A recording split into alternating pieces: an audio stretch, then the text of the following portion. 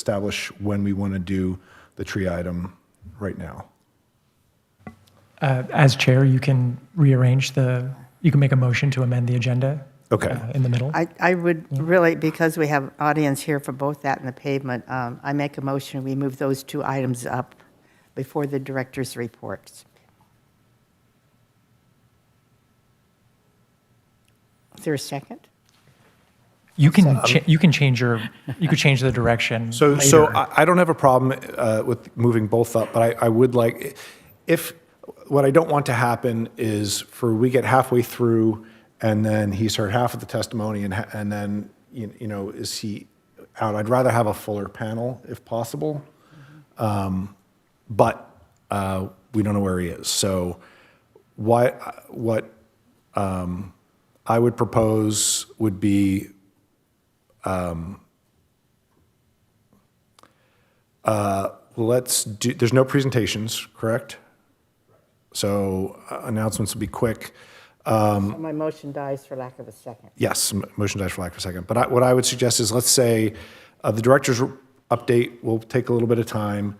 I would support your motion, but move it between 7A and B instead of, that gives him a little bit more time to get here. My feeling, if he's not here now, he's not coming. Have we been able to check with him or hear from him? Okay. So I think it's moving things, it's, up somewhat, but giving us the best chance of having a full panel. So you're saying move the tree item up between items 7A and B. 7 and 8? 7A and 7B. 7A and 7B. Okay, I will change my motion to, I move that we move up the tree item up between item 7A and 7B. Second. All right. Any discussion? Can we have a vote? Voting should be open. I don't have a computer. Then I'll call for your vote. Commissioner Britton, how do you vote? Yes. Hang on. Should we still use the electronic if we have our computers? Oh, I will mark it for Commissioner Britton. Mine is saying vote in progress, but it doesn't have the normal.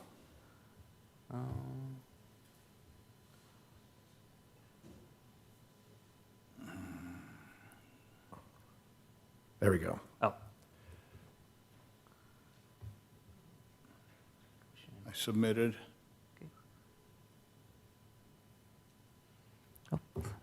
motion passes to move item, the public hearing for the tree between item 7A and 7B. Great. Okay. Moving on. Next on the agenda is announcements. Does any commissioners have any announcements? I do not either. So moving on, we have no presentations. So we'll move on to the Public Works Director's update.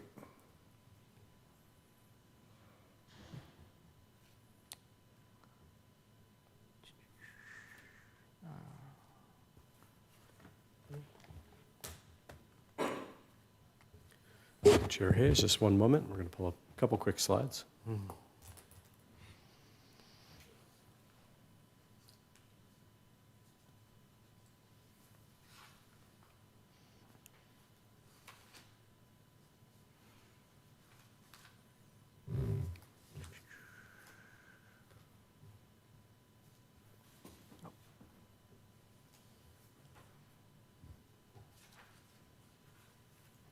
Okay, so to start tonight, the LA County Library has started construction work as of Monday, earlier this week, on ADA improvements to our Hermosa Beach facility. These are expected to last a few months. They had received grant funding in order to do a complete renovation and update to the restrooms to meet current ADA standards, and they're also updating the automated doors on the north and south side of the building. So that work has begun. The library does intend to remain open throughout. There's a very small chance that they may need to do a short shutdown to accommodate a water shutoff issue during construction, but they are trying to avoid any closures at all costs. And if they do need to do it, it should be fairly minimal, maybe a day or two. But they'll continue to give us updates as they go. So they will remain open throughout. Parking impacts are fairly limited to about 1 or 2 spaces in the City Hall parking lot, in the dedicated library parking spaces, and they do have temporary restroom facilities. They're now currently stationed at the south side of the building where they previously were bike racks, just outside of the building. So that will be the condition over the next few months. And then,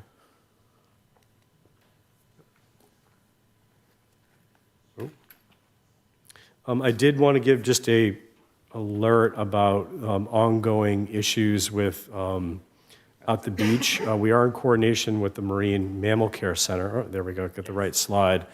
There is a domoic acid toxicosis issue right now in the water, and so there are unfortunately some sea lions washing up.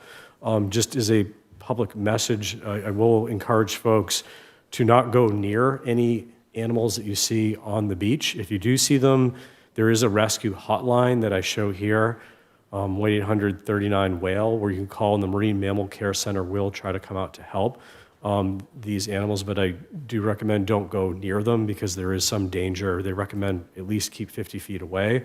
It's something that we are monitoring coordination with them and LA County lifeguards, but it is something that they think is worse than it was a couple years ago and could last for several more weeks. So just for awareness as you go out to our beach. And then finally, I want to give an update with Public Works team has actively been working with Cal Water for several months now on the ongoing water main replacement project on Bayview Drive. This is from 2nd to 8th Street. They've concluded all the major work. They were just wrapping up some of the box cover adjustments on the street. We also had to coordinate that with LA County Sanitation District project that overlapped with that. That effort is now complete as well. And we are tentatively set to do final resurfacing work on Bayview. It would be a full grind and overlay of Bayview Drive. We're tentatively looking at the week of April 7th to complete that work. And additional notifications will go out to that neighborhood once it's final and confirmed. But that's what we're looking at right now to conclude that project. And those are my short updates tonight. Happy to answer any questions that you might have. Any questions to my left? To my right? Just real quick on the Bayview resurfacing, is that part of the water project or is that part of the street improvement project? It's all part of the Cal Water project. So Okay. they were going to do restoration, but there were so many lateral connections and the major work that they did that it was we did require a full grind and overlay. Otherwise, it would have been a lot of patchwork. Okay, thank you.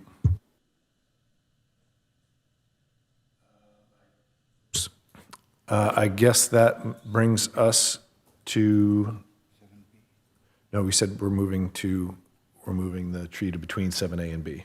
Correct. So I guess we are moving on to item 12, request to remove a tree in the public right-of-way at 2122 Monterey Boulevard. Is there a staff report? Yes, there is. Thank you, Chairperson Hayes.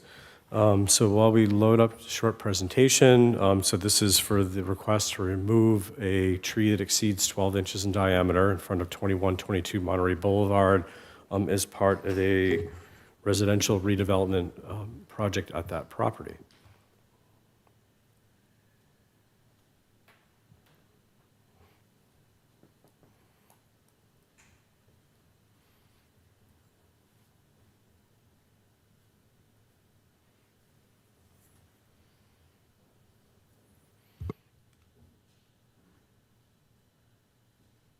All right. So the tree is shown here on the right-hand side of the photo. As part of the improvements on the property, the property owner is working to remove some of the non-conforming encroachments from the public right-of-way. All the area from the brick wall on the left-hand side of the photo to the right-hand side where the fence is in the public right-of-way. There's a large encroachment area behind the sidewalk. And in order to remove those encroachments, they do have to pull back the retaining wall and the staircase that does encroach into the property. The tree does exceed 12 inches diameter, so it does require a public hearing for removal. Staff worked to issue notifications within about 350-foot notice, a radius of the area, and we also posted a notice on the tree, which is our standard practice for extra notification to the community. Here's just a quick overview of where the property is on Monterey Boulevard. The tree is in the parkway behind the sidewalk in the frontage of the property. This is a kind of just a zoom in that shows the dimensions of the current layout. There's currently about a 5.5-foot wide sidewalk on Monterey Boulevard and about a 12.5-foot wide parkway that remains between the front property line and the back of sidewalk. And the tree is located, you can see that green area inside the 12.5-foot wide parkway location. Here's another view from the street level. You can see that the tree it's about 5 feet higher than the sidewalk level, and it is positioned about 8 to 10 feet behind the existing sidewalk.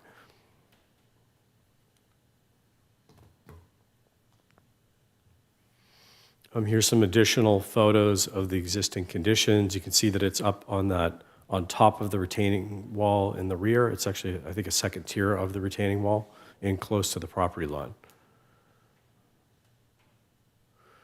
The proposed condition would bring the current encroachment area up to conformance consistent with Hermosa Beach Municipal Code Section 1216-130 that does require any substantial redevelopment exceeding 400 square feet to remove non-conforming elements from the encroachment area.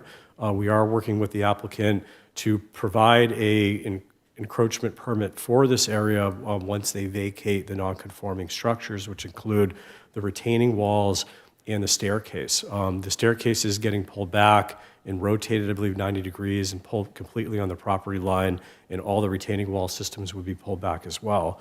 The challenge is that the tree, being 5 foot higher than the ground elevation, is atop of that wall, so it would be extremely difficult, if not impossible, for the tree to remain while removing the non-conforming encroachments from that area. So in order to comply with the municipal code 1216-130, they are required to remove the tree as part of the project. However, they are proposing to replace the tree with a 2-to-1 ratio on site at a slightly more southern location. Those are shown on this image. They're proposing a Caro tree, which is within the approved list for parkway trees, 2 Caro trees. So for tonight, the recommendation is for Commission to consider the approval of removing this 1 tree and accepting the installation of 2 trees per the approved parkway tree list within the encroachment area. And that concludes my presentation. Does anybody have any questions for staff? I do. I'd asked a question with one of the engineers, with Jonathan, before the meeting about the distance from the sidewalk to the existing sidewalk to the property line. Is that not 14 feet, or maybe I got confused by that 12.5-foot number you had there?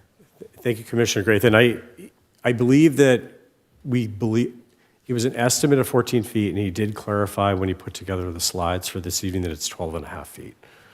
So it's a little bit less than what we thought. But the tree is within that area. So, but we're confident that the tree is in the public right-of-way and not on private property? It's absolutely in the public right-of-way. Okay. It's between the property line and the back of sidewalk.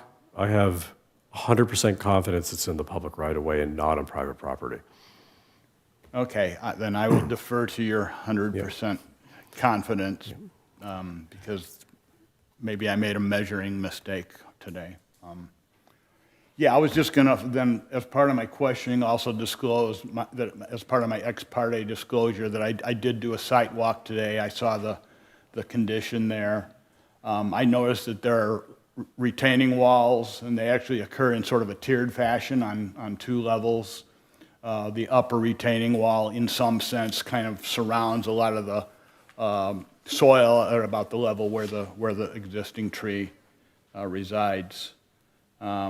It also looks like there's at least about 28 feet of frontage width on the property. And it looked, and so, and then I took some measurements which don't agree with your measurements, but I will defer to your assertion that the tree is indeed in the public right-of-way. And also, I was just kind of curious, I drove around the back. It looks like most of the, if not all the residents on that street actually have their garages on the Loma side there. I'm assuming that that will continue to be the case for this redevelopment. Do you know?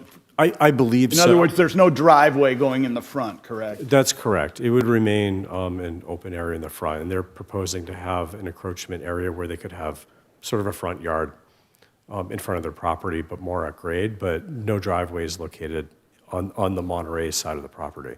Right. Some properties do have driveway access on this side, but this one would not.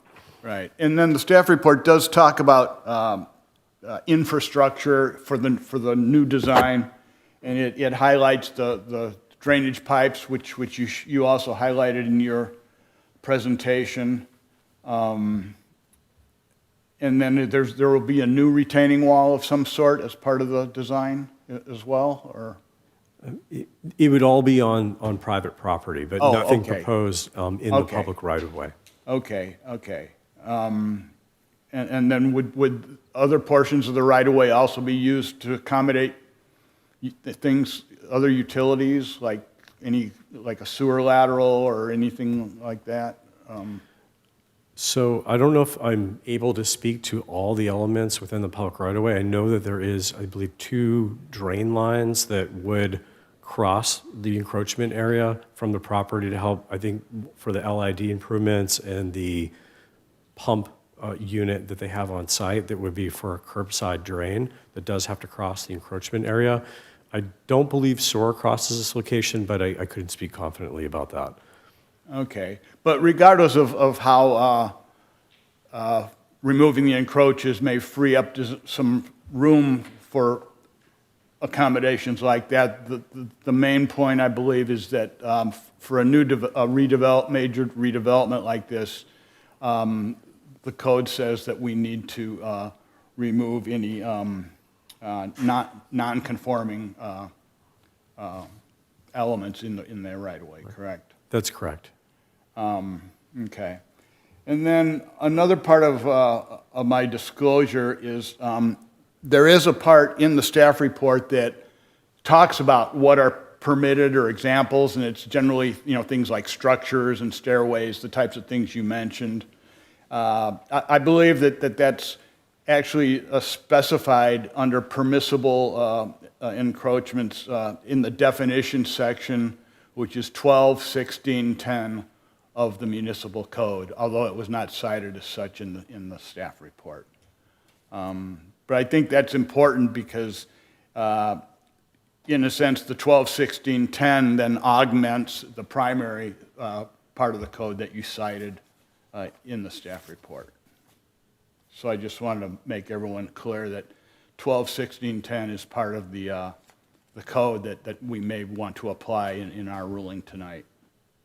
And then finally, I see the staff report talks about that Monterey is designated as a priority sidewalk. I did go to Plan Hermosa, and I was able to locate the figure in there that sure enough has that there. And I assume that designation as a priority sidewalk is our basis for wanting to expand the sidewalk from 4 feet to 5.5 feet. Is that correct, Joe? Yes, that's correct. It would be expanded from 5.5 to 8 feet, actually, is the proposal. So current width is 5.5 feet. And our standard very minimum sidewalk dimensions typically 5 to 5.5. And so this would bring it up to a more priority width of 8 feet. So there are small expansion into the public encroachment area. And by the way, you just accounted for my 1.5 that I couldn't get. The 5.5 versus 4 and the 12.5, and so we're all good on that one now. I know it's hard to follow, but anyway. And again, I think you answered one of my questions, but I'm going to ask it again because I think it's important. In your assessment, would it be difficult or perhaps nearly impossible, you may have said, to remove the existing non-conforming structures without removing the tree? I think it'd be extremely hard to do so and not have a permanent structure remain or rebuilt at that location, just given the grade difference. Thank you. And those are my questions. Thank you.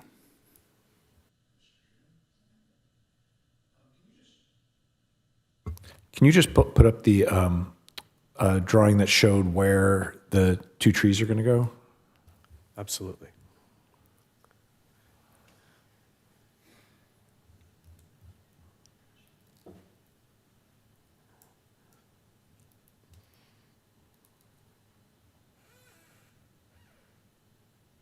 Thank you, Andrew.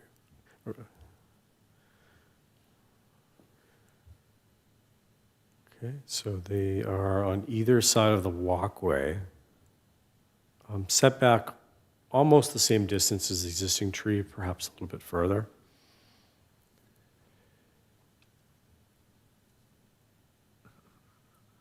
So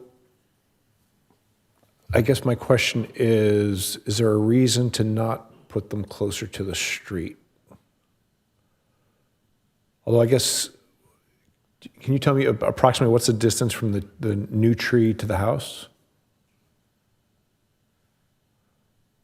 My screen is terrible, so I can't see. There's a couple dimensions in there, but... Yeah, looking at it, it looks about 4 feet from the property line, about 3.5 to 4 feet from property line. That's from the property line. Mm-hmm.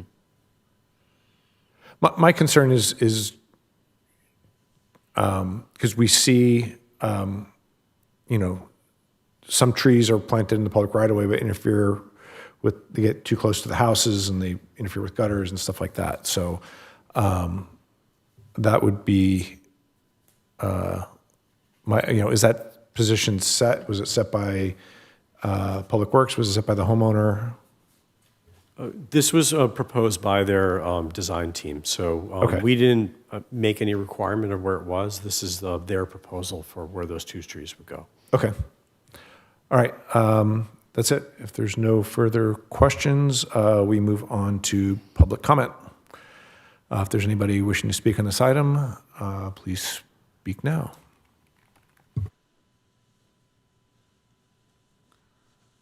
Hi, good evening. My name is Romaine Levy. I reside at 2415 Myrtle Avenue in Hermosa Beach, and I'm the homeowner at 2122 Monterey. My husband Tom is with me.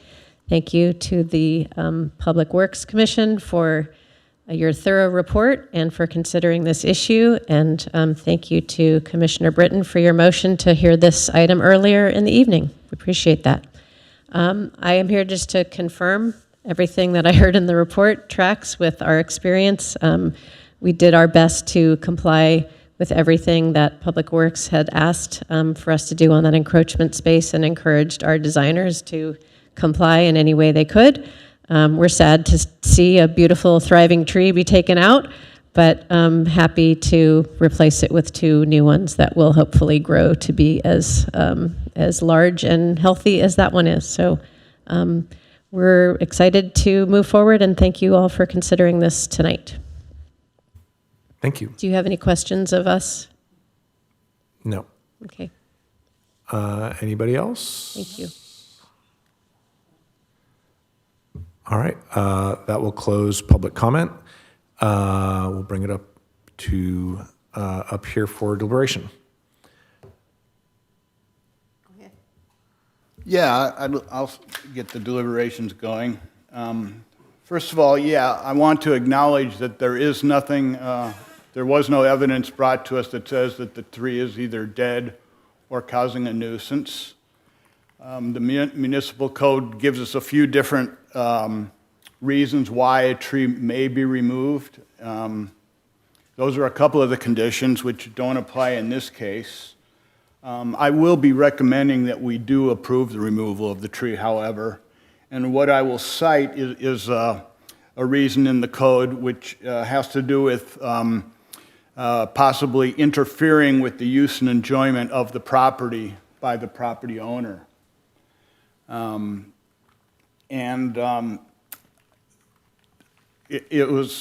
were heard in the staff report that as a requirement for the development of the property, there's a part of the code that says that you need to remove these existing non-conforming structures. And that was why I was then pressing on whether it would be possible to leave the tree and still achieve that. And I'm hearing no, and that agrees with my layman's assessment today from having gone out and walked that site myself. So my logic is that if we can't remove the tree, or if we kept the tree, then we couldn't remove the encroachments. You couldn't satisfy the condition per the code that you need to be able to develop your property. If you couldn't develop your property, that would be severely interfering with your ability to enjoy the use and enjoyment of your property. So through that chain of reasoning, that's how I'm applying the evidence we've been given to the municipal code to recommend that we do remove the tree.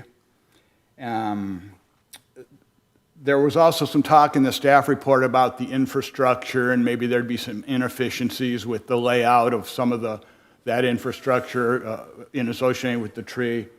Speaking for myself, I'm going based on the law as I articulated. I'm not taking that into consideration in my assessment, but it's not necessary to make the finding that I'm making.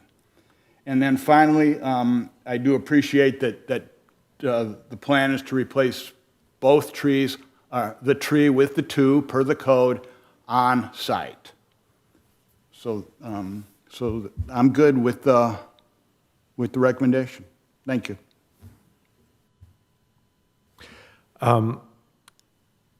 Yeah, this is less about this specific item, but how do we pick the trees? Does the homeowner pick the trees? Is there a grand city plan? So we have an approved tree list that has certain zones, and there's trees within those zones that do better based on how close they are to the ocean. And I think that was the general basis of how it was developed. We typically work with the applicant on the selection. We don't have a defined list for what species to go. As long as it's on the list, then we do allow it. But we try to work with the homeowner, since they are ultimately responsible for the health of that tree, to select something that they would want for their property. Does the city have any interest in trying to coordinate, on a certain street that you've got, some uniformity? Again, this is not something that's going to happen today, obviously, but just kind of for a future, or just people pick what they pick, and if you've got weird trees next to each other, that's okay. It's a great question and idea, and something staff has talked about whether we do develop more of a tree planting plan, because I agree there are certain streets that have trees, certain species that are more prevalent. You look to our downtown, we have palm trees, and then you go to other streets and there's other types. So it could be something that we look at in the future, whether we've talked about updating the parkway tree list. In general, is something on our to-do list in the future. I think it hasn't been updated in some time. And so possibly as we look at updating that list, we could also look at, is there more prescriptive ideas about what could go on certain roadways, but it would take a more holistic look, and it would be some effort to put together, but definitely something we've talked about. Okay. If there are no further deliberations, does anybody have a motion? Okay, I make a motion that we accept the staff's recommendation to approve the removal of the pine tree on the right-of-way fronting 2122 Monterey Boulevard, and accept the installation of 2 replacement trees as per approved Parkway tree list and as of the removal of the Parkway tree lift requirement. I'll second that. All right. Any discussion? Andrew, can we have a vote? And I will call upon Commissioner Britton. So how do you vote? Yes.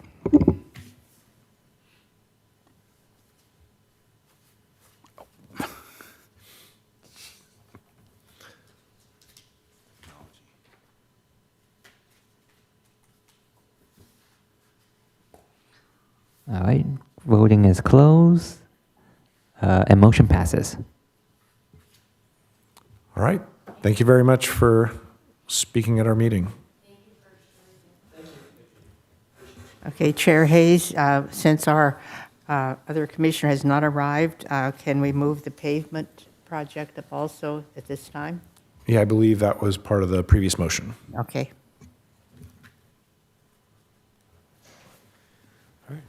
So as Andrew works to pull this up, our senior engineer, Hichul Kwan, that oversaw the preparation of this, is going to give a short presentation. I'm going to hand off the clicker to him.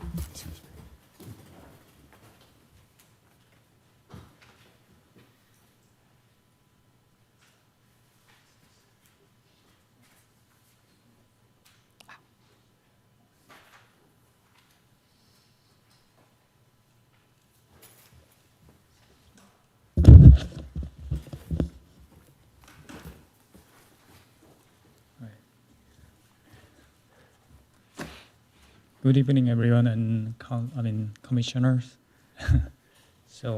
My name is Hichul Kwon, and I'm the senior engineer in Public Works Department.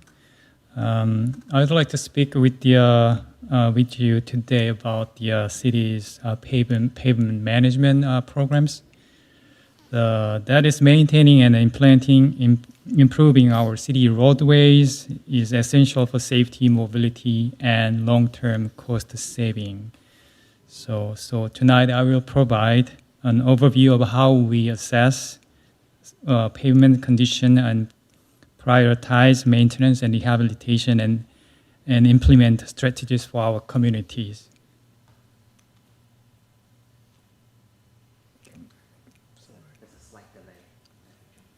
Sorry. So the California Street and Highway Code sections.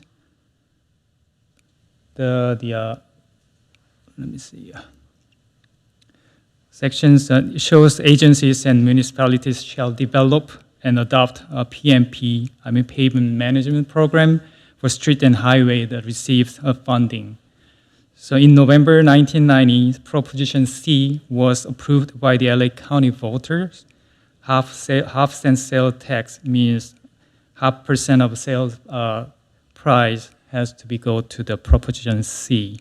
So LA Metro is the funding agency and require that pavement management system shall be updated and certified for Proposition C local fund triannually pursuant to the state code. The Public Works hired SOMAS and GMU pavement engineers to perform PMP study in 2024 and was completed and updated in January 2025. So the PMP scope, there are 5 main categories of PMP. So they are the street maintenance, city street network inventory, and current pavement surface condition assessment, and pavement condition index, so-called PCI analysis, and maintenance and rehabilitation strategy, and budget scenarios.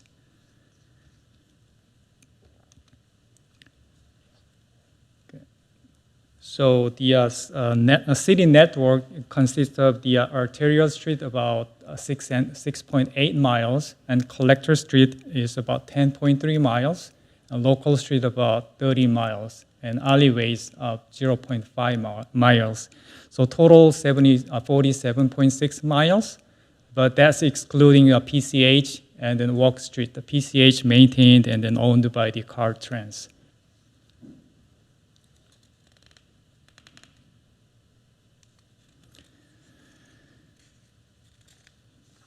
So the consultant assessed the current street and pavement in October 2024. So the consultant performed the field observation in October 24. They visually observed all the street condition and such as cracks and any distress of those kind of the conditions.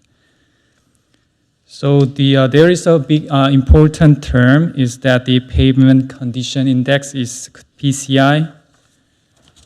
The pavement condition is the measurement of pavement grade or condition and ranges from 100 to 0. The PCI value is analyzed by the factors of climate, traffic load, and volumes, and paving materials, and age, and field observations. For example, a newly paved street will have PCI of 100. But however, the street is near the end of the service life will have a PCI of 25 or less. The table shows the 4 general condition categories. So the PCI values of kind of a wider range. It doesn't have it doesn't show that each number has good value of the category. So the PCI value for this study was analyzed by the paver management software developed by U.S. Army Corps of Engineers. So there are many maintenance and rehabilitation strategies for these based on these ranges. So street maintenance and rehabilitation will be performed based on the PCI value and field observations. So for example, PCI 86 to 100 is good to excellent condition and may need minor crack sealing or ongoing monitoring. And PCI higher than 70 generally need slurry seal or chip seal maintenance strategies. And also the PCI between 50 to 69 designate fair condition, but may need grinding and overlay. Or we can use the crack sealing over PCI 60 along with the slurry seal to extend the service life. And PCI between 25 to 49 is considered poor condition and need a major street rehabilitation, including street grind overlay and localized remove and replacement.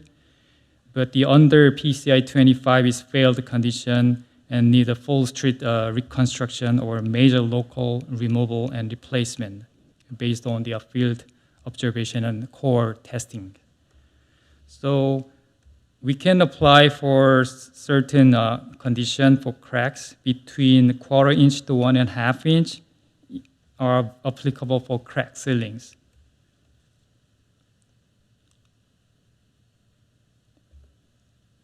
And this is the sample of the inventory table. It shows street section and segments, their length, width of the street, and also the PCI values, and also the recommended the paving maintenance options like a slurry seal or slurry seal, local repair, such as this is the sample, and then the PCI value is it shows on this table.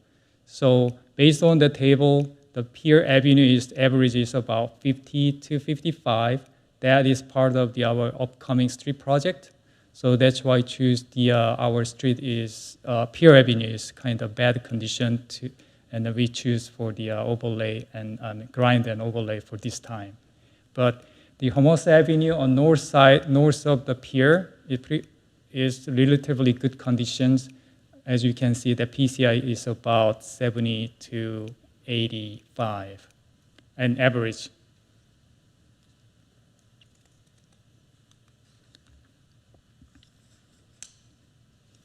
So this slide shows a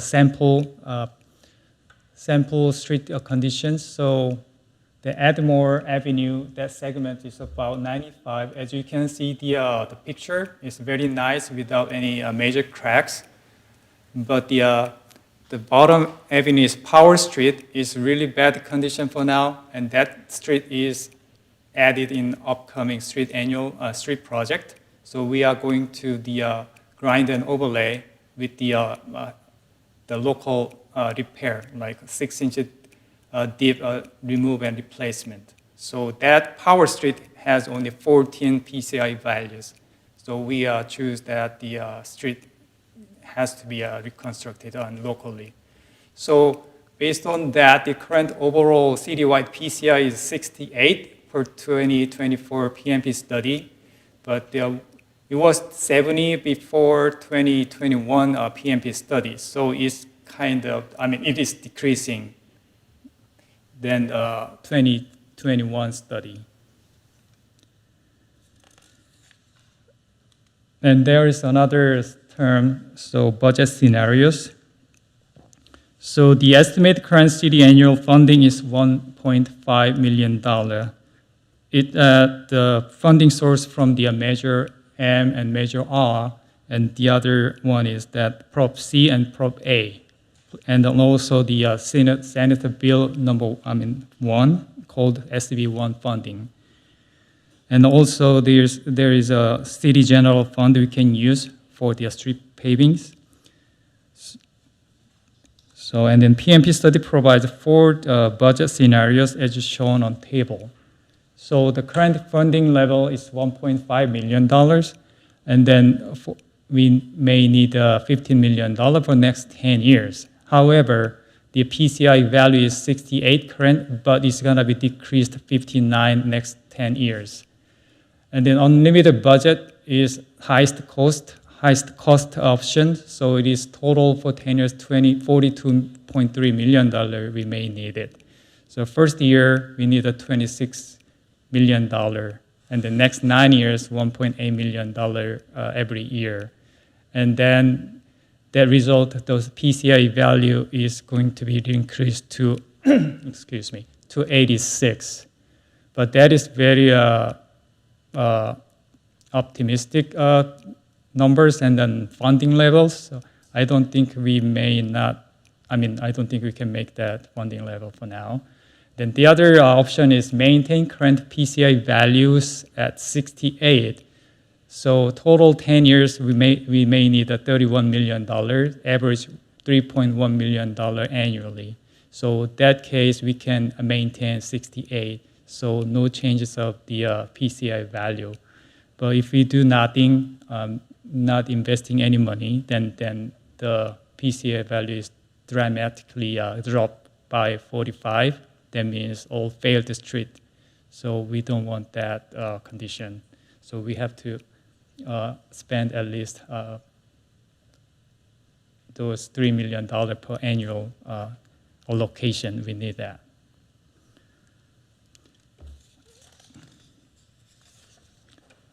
So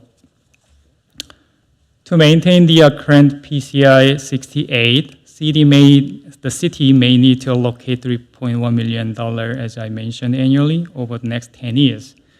Under this limited condition, the city would actively identify and secure the available funding along with the cost-effective maintenance and rehabilitation strategies. These strategies will include identification of local, remove and replace, and then AC grinding and overlay. Even if the PCI is under 25 within the pavement structure, the edge construction can still be applied with an overlay in other areas. This approach will increase the overall pavement structure section and extend the service life with saving construction cost. So it depends on the site observation and some kind of the lab testing, such as core testing. Even this PCI value on shown PMP, the engineers public works staff has to do some lab test and then field observation for the future future street improvement project. All right, thank you for your time. I have any question. I have some question from Commissioner Mr. Breton, so I can answer as much as possible. So if you have any questions, so we can ask about that. Also, I think what we're going to do here is, I don't know if the recommendation is to, let's see, it's to receive the report and provide comments if so desired, right? So whatever we do would be like a receive and file or something like that, or just receive the report, I guess. So I envision perhaps mixing questions and comments. Would it be appropriate to go ahead and do public comment now, although there's no one in chambers? Mm-hmm. In other words, normally we'd ask questions, take public comment, deliberate. In my opinion, a combination of questions and comments simultaneously would be more effective for this, so I'm trying to facilitate being able to do that. That's certainly within the commission's discretion. So I open it to public comment. Seeing no one, anybody online?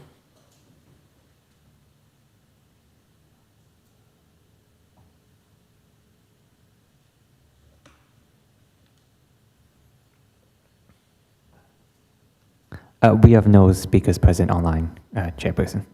Okay, then I close public comment and open up for deliberation and discussion. Thank you, Chair. Director San Clemente, would you like to say any overview words about the use of this plan? It looks like, there's the basis as a request for funding, obviously, seems to be an emphasis, and then maybe how it informs our specific plans that we might make. Sure. Yeah, no, I'd be happy to. Thank you, Commissioner Grayson. So this, one thing to keep in mind is that the PMP, it's one input to making decisions on what we pave. So it helps tell relative conditions at one point in time when those observations were done. You may remember a few years ago when we were looking at paving Prospect Avenue, the older PMP showed better conditions, but with a lot of the inclement rain conditions we had rapid deterioration on that roadway. And so PMP changed quickly, or PCI changed quickly on those roads. So it's a snapshot in time. And it is a planning tool. And we do try to look at corridors for getting paving done and to help make decisions that are also combined with field observations by staff, and then also when combined with planned utility projects like sewer repairs or replacement or upcoming water projects. So even if a project, a PCI on one roadway might be very low, we might need to delay it to accommodate underground utility work so we don't dig twice. So it is definitely an input for our decisions. I think just as a general overview, we are below our spending target to retain what we have. I think this year we're over the current target. So if the recommended's 3.1, we're actually just awarded, and Heat Shield did an amazing job on the design and getting this project out to bid 4 months ahead of schedule, given the rapid deterioration of our pavement. We knew we couldn't wait. And we're actually a little bit over. There's a $3.2 million award, so we're actually slightly over this year. But historically, we have not been at that $3 million mark. And so if we don't at least maintain that level, we are looking at a continued decline. Some things that we are doing from this, and we have new capabilities in the Public Works Department. We just bought crack sealing equipment. It was something that we didn't have before. And so our team is actively working on deploying crack sealing. They've done some work on Clark Field. They've also deployed on Bonnie Bray very recently to start using that. And we are going to be using this to help inform where crack sealing can occur with our crews in-house. We also do hundreds of pothole fillings a year. So as residents request them, identify them, or our staff identifies them, we are working actively to do large patches and pothole repair, in addition to the capital improvement program. So there are a number of strategies that we do use, but really it is, I think one thing that we were happy is to have this completed. We get a lot of requests for paving because there is a lot of need in the city. This is now posted on the website, so residents are able to flip through and see where their street may fall against other priority streets in the city. But once again, it is a planning tool. We're trying to get to all the streets, but it will take time to do so. Happy to answer any questions. So,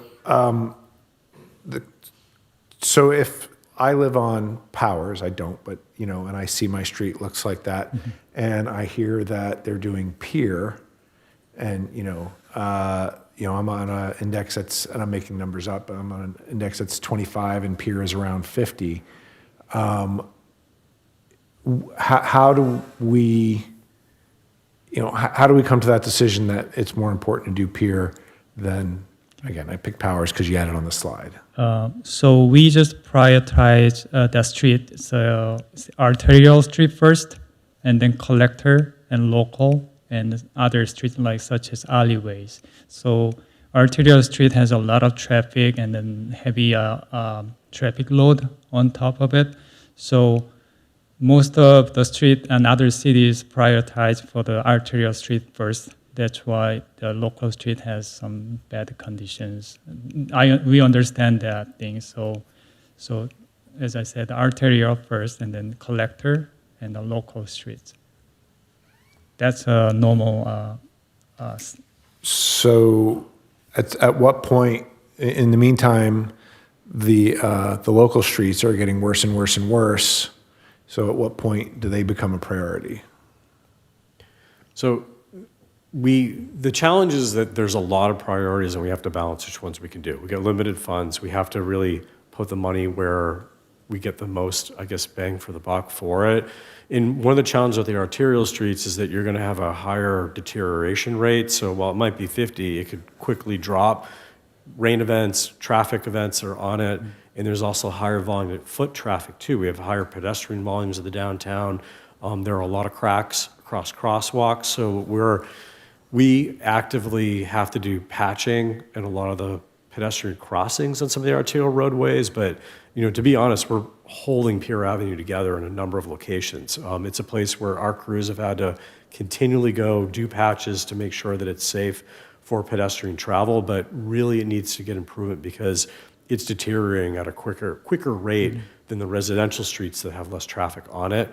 So it is a bit of a balance, and we try to add residential streets in with all the projects, but Prospect Avenue was completed, heavily trafficked roadway. We're working on Valley and Pier, also heavily trafficked roadways, but we've mixed in a number of high priority, low PCI residential streets like Power Street and several other segments that are in very high need. Okay, thank you. Sorry to interrupt. Yeah, and just for some context here, I've got some things laid out in kind of a logical, flowing fashion, and a lot of it has to do with the different scenarios and the funding. But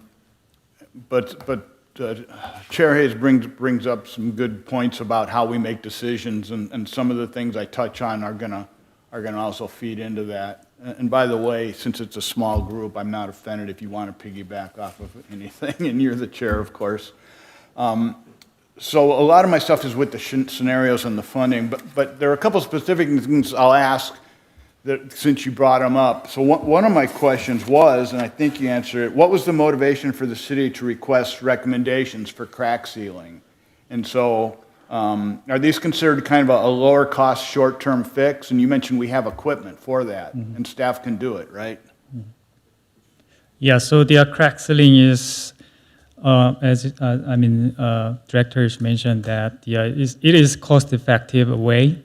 So the engineer choose PCI more than 60, we can apply the crack sealings, and then most of the other city or agency recommended about more than 70 PCI values for the crack sealing, but we can do the more than 60 is crack sealing along with the slurry seal on top of it. So it extends the service life for those streets. So they're sometimes actually done in conjunction? Yeah. Okay. And then, but not necessarily. Not really. Okay, and then another question, and I think you touched on it when you were showing the color-coded, the categories of Yes. PCIs. What's the typical range where you would recommend a slurry seal PCI? Slurry seal PCI value is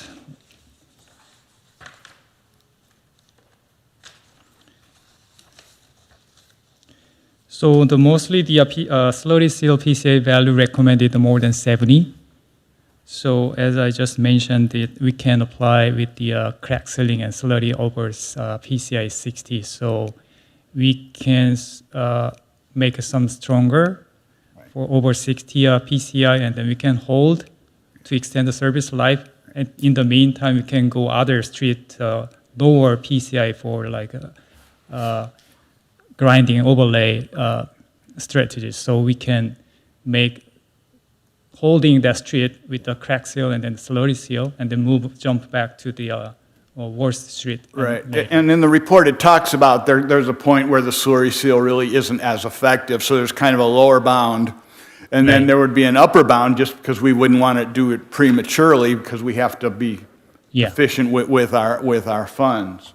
And then Commissioner Hayes talked about some of the local streets that haven't got as much, and so there's you're kind of, in my view, looks like you're trying to do a couple of things. You want to rehabilitate the really bad ones, but there's also it's good to try to do some of the ones that are just getting down to that lower end of the slurry seal because that's cost efficient. Yes. Could it be possible to put up the chart that shows the aging, the PCI versus time, and you have the different degradations? Is that a slide in your package? No, I don't have that slide. Oh, okay, okay. So, but what it shows is that if you do, say, a slurry seal when you only get down around 70-ish, you know, and then you're doing those, you know, they're much cheaper, and in the long run, it's less expensive. Yeah, but the slurry seal still, that street has existing cracks. So there is chance to have more cracks. I mean, widening the cracks, even if we did the crack seals. So the main goal is that we just hold for that worsening of the street for now, and then we can go other street first. I mean, that is cost-effective way. The reason I bring it up is I'm reinforcing the point that Joe's made in other presentations that always basically shows that if we can stay on top of things, it's much cheaper in the long run, and that's the point, right? So on one hand, we have some streets that are really bad, and we got to go take care of them because they're so bad. On the other hand, if we're not spending the money up front, that's a smart investment on the good streets, then in the long run, we're worse off. So there's kind of this tension, you know, between what's the cost-efficient priority versus what's the fixing, what's really bad priority. Yeah. So the Public Works is now planning to do this slurry seal project for in near future. And then you have in the appendix, you just had, I think, for the 1.5 million a year scenario, but you have these maps, and they have different combinations of the orange and the yellow. So the yellow is global M&R. Does that refer to like slurry seal and crack? And then the orange, major M&R, is that like a mill and overlay or a major? Yeah, that terms, yeah. So that's kind of what it is? Yeah. And just to sort of get my terminology straight, so a lot of times when we say maintenance, we kind of mean like a slurry or a crack seal. But if we say rehabilitation, it tends to mean like a mill overlay or extensive restoration? So rehabilitation, usually we use the term for the bad condition under like a PCI 50. So slurry seal or crack seal maybe over 60. So over 60 is like maintenance strategies. But lower 50 is rehabilitation, like grind and overlay, and then local removal and repair. Okay. So that. Okay. So you've helped me with the terminology, and you helped me to understand these maps. And then if you look at these maps that are notional, what we would do for the next 10 years, if you just scroll through, there is a combination of orange and yellow, which tells me that whoever thought this through was attempting to kind of do the balancing act I just described, which is to fix the really, really bad ones, but also put some investment up front to be cost efficient on the other ones. Yes. So that's what I think I'm seeing in these Yeah, notional that is plans. true, by the way. Okay, very good, very good. So I like that you're at least recognizing the challenge and, Yes. and seeing if it's possible to kind of have it both ways. And then another thing I will piggyback off of Chair Hayes. I was looking, you have a table in the study that has a breakout of the different arterial, collector, local streets, and alleys, which is just a small number. And you showed some numbers. We've got about 55% roughly are the local streets. Yes. In the report, there's a breakout of the PCIs based on whether it's a local street or a major street.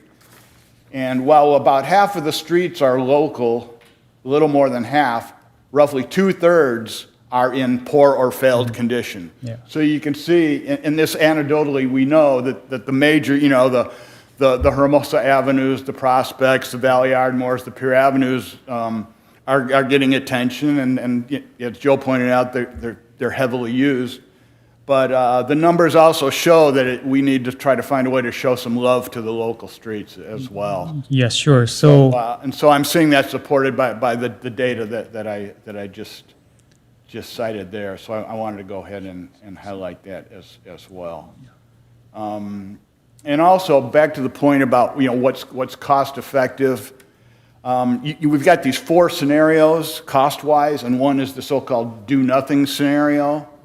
Which right? I mean, the infinite, whatever it's called, the money is no object scenario and the do nothing are kind of the ends of the spectrum, and I think they help to illustrate the behavior of this, right? Obviously, we're going to be somewhere in between, but if you look at the numbers for that scenario, the do nothing, and you even look at the numbers for the 1.5 million per year scenario, by 10 years, the numbers really fall off the cliff. Mm-hmm.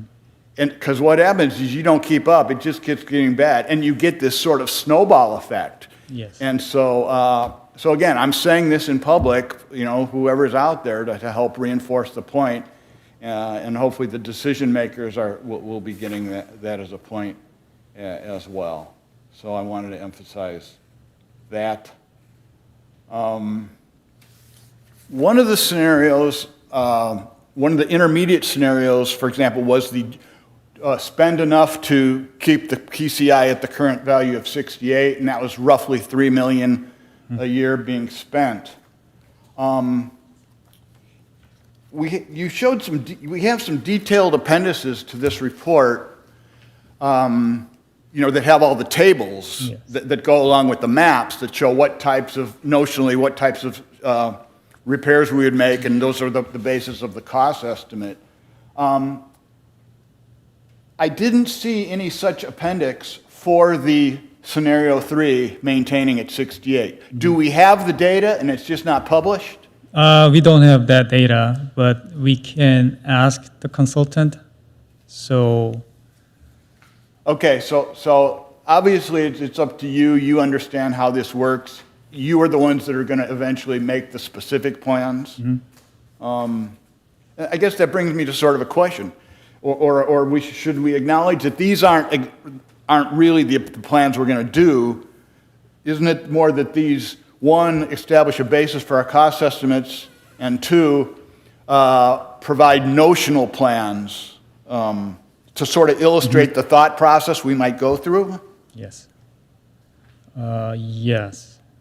Or are these specific? I mean, if we said we're going to have one, right, in the real world, we don't know for sure exactly what our funding is, and Right. Commissioner Gray, I'll jump in too. I think it's one input to the process. So I think they give a variety of scenarios so we get a sense of where we need to be, but ultimately we have to kind of weigh each location. We know we're going to give love to the residential streets, but there are a number of things coming. For example, there's more work coming with LA County Sanitation District. There's more Cal Water work coming. We have other planned sewer projects and storm drain projects that come in. And so we have to overlay that with this network and try to make a decision of how do we minimize the impact to the neighborhood, but get both efforts done and not have to come back twice. So there is a lot of juggling we're doing right now to try to coordinate those efforts, which, by the time we get to certain neighborhoods, the PCI can change. And so that's why it's good that we're updating every 3 years. We're required to, but it's a point in time data set that we use to help inform that decision, which is also largely contingent on how much money we have every year. Okay. So just then I'm curious, who did the contractor who wrote this report, did they generate those completely independently? Or did you do it together, or did you review it together? Yes, we reviewed it together, and then they created this report by their own knowledge and their information, and the city provided all the data, previous data for previous years, previous data for last 20 years. And also we provided the paving, the street paved history for example, like Prospect Avenue, we provided the plans and details, and other streets too, recently paved the last 10 years. So they combined all together. So all the data based on the year of the construction, and then the previous data. So we had the paper software file for last 15 years, I believe. So they used all together. So that's why they generated with this data based on our all information. Okay, but I'd like to think that there's probably some similar thought processes that you would use in generating our real plans as what went into theirs, although, as Joe said, there are a lot of other considerations, like the way other things are in there. And it sounds like you're not really all that worse off just because they didn't generate a detailed plan for the 68 scenario. No, I think we can't have an exact roadmap. I think it gives us good information to make decisions, but this is the ideal situation that there's no other conflicts and we can just pave, but we know that there's other conflicts that we have to work around, private development, utility connections, and things like that. So it really just, like I said, it's one part of the equation, but it gives us a lot of good information to work off of. Right, and eventually you'll be the ones that'll do it instead of them. Yeah. Okay, fair enough. And yeah, the funding has been kind of up and down over the last, especially in COVID. We didn't do much, so it sounds like even the 1.5 million is a little bit arbitrary. Probably the powerful message is that even 3 million is maybe the least we can get away with, and I'll leave it to you to ponder that further, and you be the one to carry the real message forward. This does conclude the Prospect project, right? I think that was what this goes through. Yeah. And the projects we've done in the last few years, have those been mostly like a grind and overlay? I don't know if we've done any slurry seals. They've all been more substantial, right? Yeah, we didn't do any slurry project the last 10 years. Right. Everything's all grind and overlay. Right. And again, it doesn't really change the point, but I don't know if these budget levels include design money and construction management money, but whether they do and don't would also tell if there's some extra conservatism or not built into these numbers, whether it's an apples to apples or an apples to oranges. So I would just take that with a grain of salt.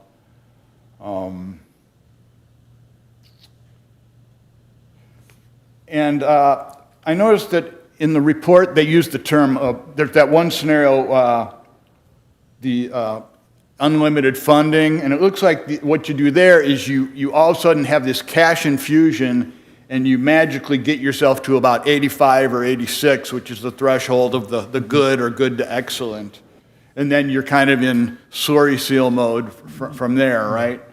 So I was trying to figure out what the definition of backlog was, and I think I figured what they meant by backlog was that's the number that gets you instantaneously to 85, right? Is that correct? 85 is ideal number, but there is no any concrete guideline for what PCI the old city has to maintain it, because it varies. Yeah, I guess I'm just quibbling that the report didn't define backlog, and I had to No. figure it out. And I saw also, I'll state, remind us for the record that the Plan Hermosa, for better or worse, does cite 81 as our goal. Yeah. So I just want to remind people of that. So there was not a Plan 81 scenario, but I understand these are kind of different points in the sand to illustrate the point. Yeah, for your information, I contacted MTA, what is the guideline for PCI value, but they said they don't have them. But the Orange County Transportation Department recommend the 75 PCI value to get the funding from the OCTA. So 75 probably the guideline, but 81 is high, very high number to maintain it. Yeah, it'd be interesting if you had a simple parametric of that long-term PCI Right. versus the funding. But again, we're kind of connecting the dots between these cases that we have here, and I understand that. And when these guys actually do these scenarios, it sounds like they're in effect like simulations. Yeah, it is simulator. simulation. And I assume that they have some amount of built-in degradation that's modeled into the simulation then, is that correct? Yeah, yes. Okay. All right.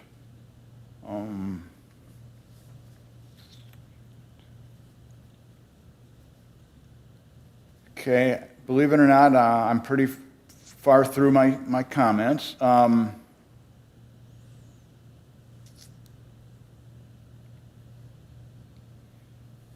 Yeah, I believe it or not, I think I got through all my stuff. Thanks for putting up with all that. We only do this every, 3 to 5 years, and I think the last time we did it was in 2017. I don't remember us doing it We the did last time. So we did a 2017, and then we did another one 21.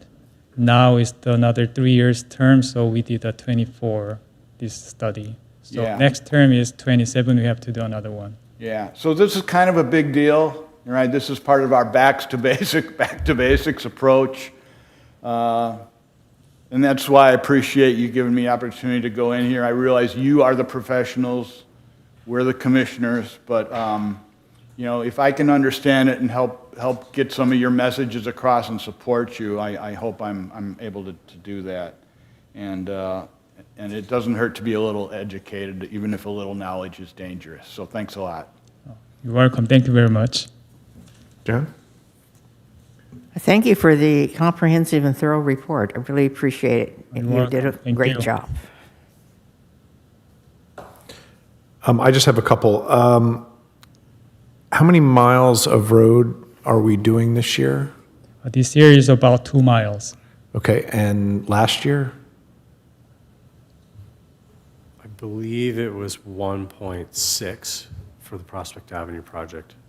Okay, so there's 47.6 total miles in Hermosa Beach, if I read the report correct. Yes. And it said 5.5% are poor. So if there was nothing else to do, you could get rid of the poor, and they didn't grow, and more roads didn't become poor. You could take care of those in 2 years, theoretically. Unless more roads fall into that category. That's what That's the I had that challenge. caveat. I knew you were going to come back. I had that caveat. But yes, Okay, I just, it's, we hear people complain about the roads all the time. I see, I look, everybody does the same thing, and they look at their area, And, I live on a corner, and I think they've got the colors backwards, because I think the one that's yellow should be green. I think the one that's green should be yellow, but, and everybody probably sees their roads as being worse than everywhere else. So, like I said, I would like to see, and again, I would like to see us try to get as many of the poor roads taken care of as possible. I know some of them are tiny little roads that might only have a couple of houses on them, but I think that would be a priority to me. Do we have a similar report like this for sidewalks? There was a detailed sidewalk condition inventory that was done in 2017, I believe, and we also did curb ramps as well. And that is something that we do work off of. They looked at conditions, and then they also looked at ADA compliance as well. But those conditions have changed since the original report was done, but we do refer to it and then supplement with additional investigations when we go out. And where possible, when we're out doing paving, we try to pair it with the associated sidewalk repairs that have to happen, or we do a separate sidewalk project. Okay. And then finally, how is this going to be presented to council? Thank you. So we are planning to provide some details about this as part of the CIP study session. We're currently working towards the new budget cycle, and we're working through what funding we have and what the priorities are coming up, but we do plan on highlighting some of these scenarios and the need. I think we are looking at funding, assuming that there is enough funding available to try to come up with a slurry seal project and a paving project. We want to try to do both this coming year. But there will be limited funds, and so there will be some decisions that City Council will need to make on what the priorities are. I will say I believe it's going to be difficult to reach the 3.1 million mark. No, my concern is more that I see this report going into the consent calendar, and then nobody looking at it, and then a year from now when you're picking the new roads that are going to be paved, people are like, well, I didn't know anything about it. I didn't know, So is there a way to get this more in the face of council?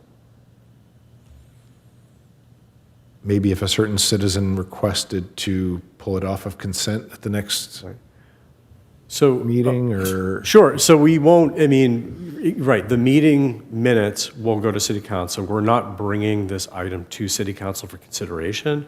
If someone wanted to make a question at the next City Council meeting, it would be on the meeting minutes, but it will not be an item on an itemized agenda. Okay. Like I said, Agendized item, rather. We'll talk more about my frustration with council when we get into the CIP report, but I just want to make sure that council is paying attention, because sometimes they don't.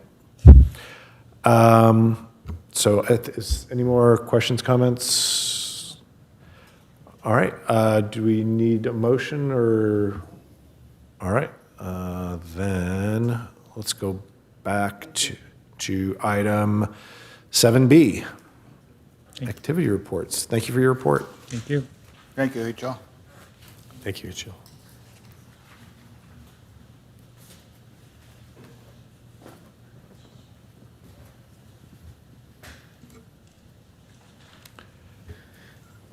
Okay, I'll highlight a couple brief things in the January, February activity reports.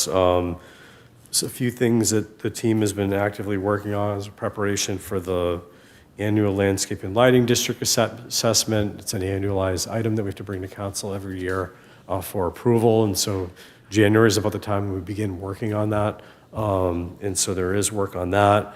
We have made significant progress in the Greenwich Village utility undergrounding district. This is on Hermosa Avenue, north of 26th Street.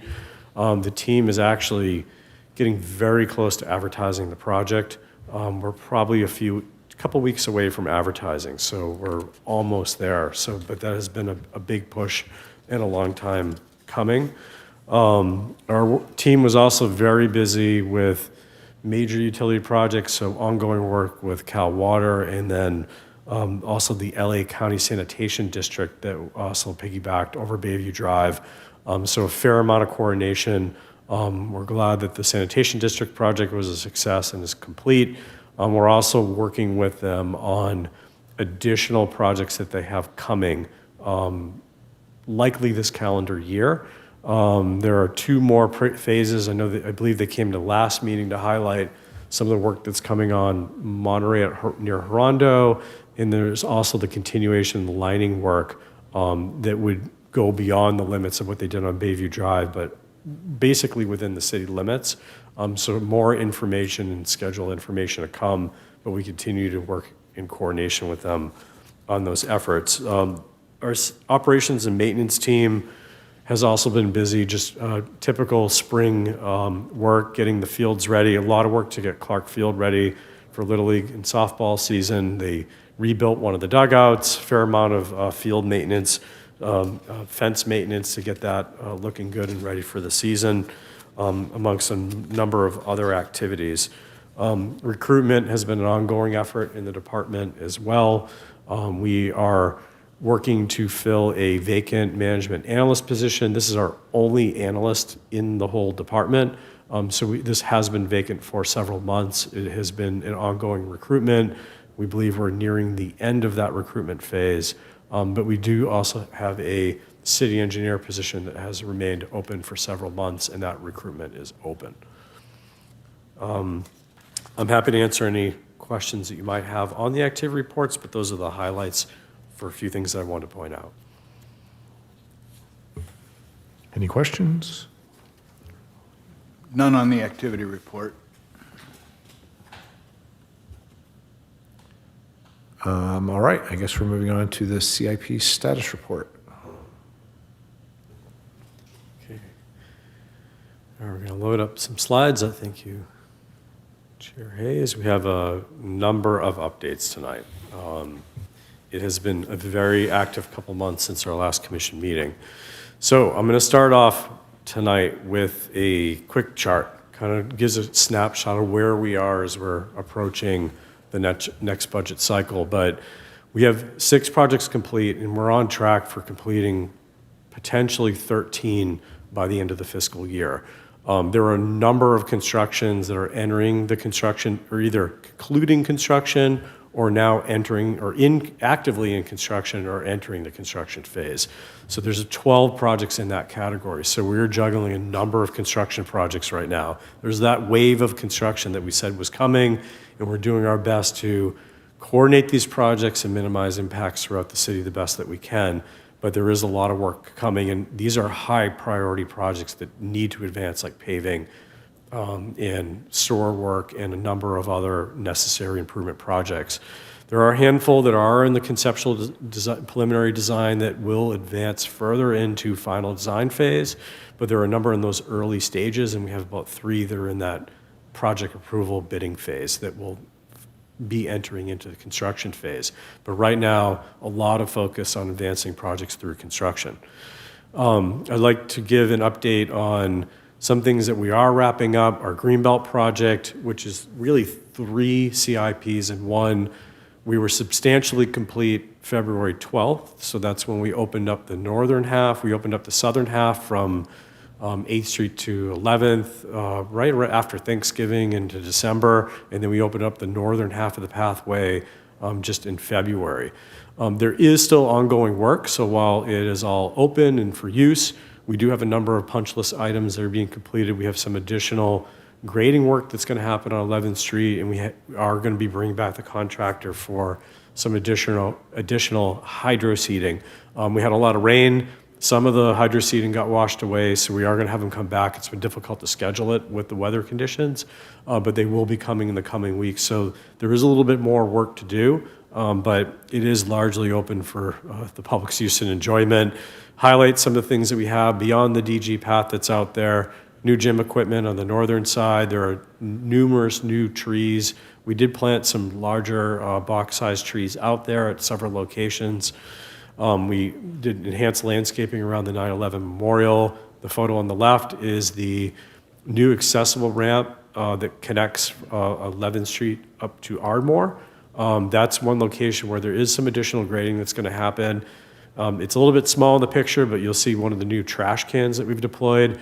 That purchase was made. We've been deploying trash cans unrelated to this project throughout the downtown and in parks, but we wanted to make sure that we did a switch on this location as well. So you'll see the new trash cans and the pad that went with them. There is a number of sidewalk segments and curb ramps that we brought up to current standards and rebuilt. On the right-hand side is the Valley Drive side of 11th Street, where we have a new enhanced connection to the parking lot.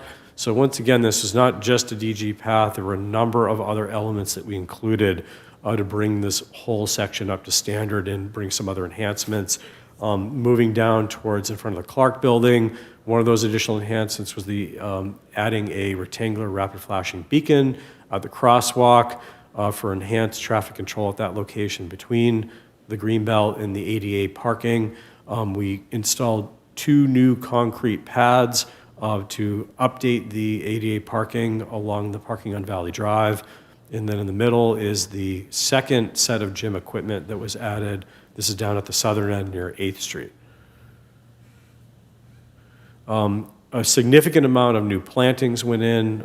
The picture on the left is down near 8th Street and Valley. In the middle, you can see all the new sidewalk that was added across 8th Street, some new grass, and then there is going to be 2 new bench locations. The one on the right, you can see the concrete pad actually extends a little bit beyond the bench, and that's for wheelchair accessibility adjacent to the bench.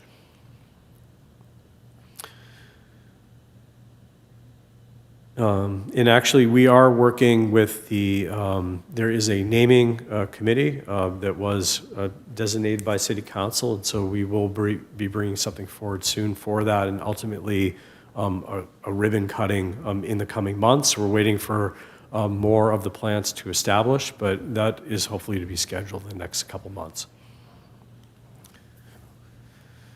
Moving on to our storm drain project, Bard Street. This project was definitely completed ahead of schedule. I think, had anticipated up to a couple months to complete this work. They did most of the major construction in about 2 to 3 weeks. So this is at the intersection of Bard and Oak Street to really capture a lot of that water that was coming off from Oak Street and just pouring into the residential neighborhood at the mobile home park to the north of it. So you can see the new storm drain line that was added in, new large catch basin to collect the water, and there was a new access hole that was also installed. We did go out and inspect, and all reports seem to be that it was fairly successful in catching the storm water. So we do think it was a success. And we are just one of the last remaining elements to come back and schedule the striping work, which has been delayed just given the weather. But once the striping is in, the project will be complete. And thank you to Heat Chill for helping advance that project as well as our other team members.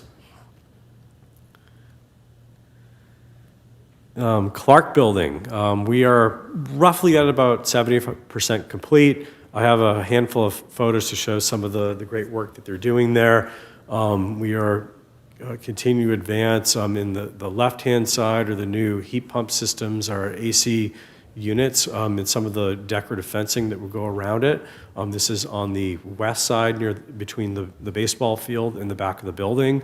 The crews are actively installing all the hand railing systems all around the periphery of the building. The picture on the right is between the Clark Building and the lawn bowling facility, where there will now be an accessible ramp not only to the Clark Building but to the lawn bowling facility. So we actually are updating access to that adjacent facility as well through this construction. And then as you move inside the building, there's in the middle, we've been doing a lot of the mechanical systems in the roof of the facility. They're were some challenges as they got into the attic, as they were routing some of the mechanicals, but we were able to work things out in the field and with the contractor, and that continues to move forward.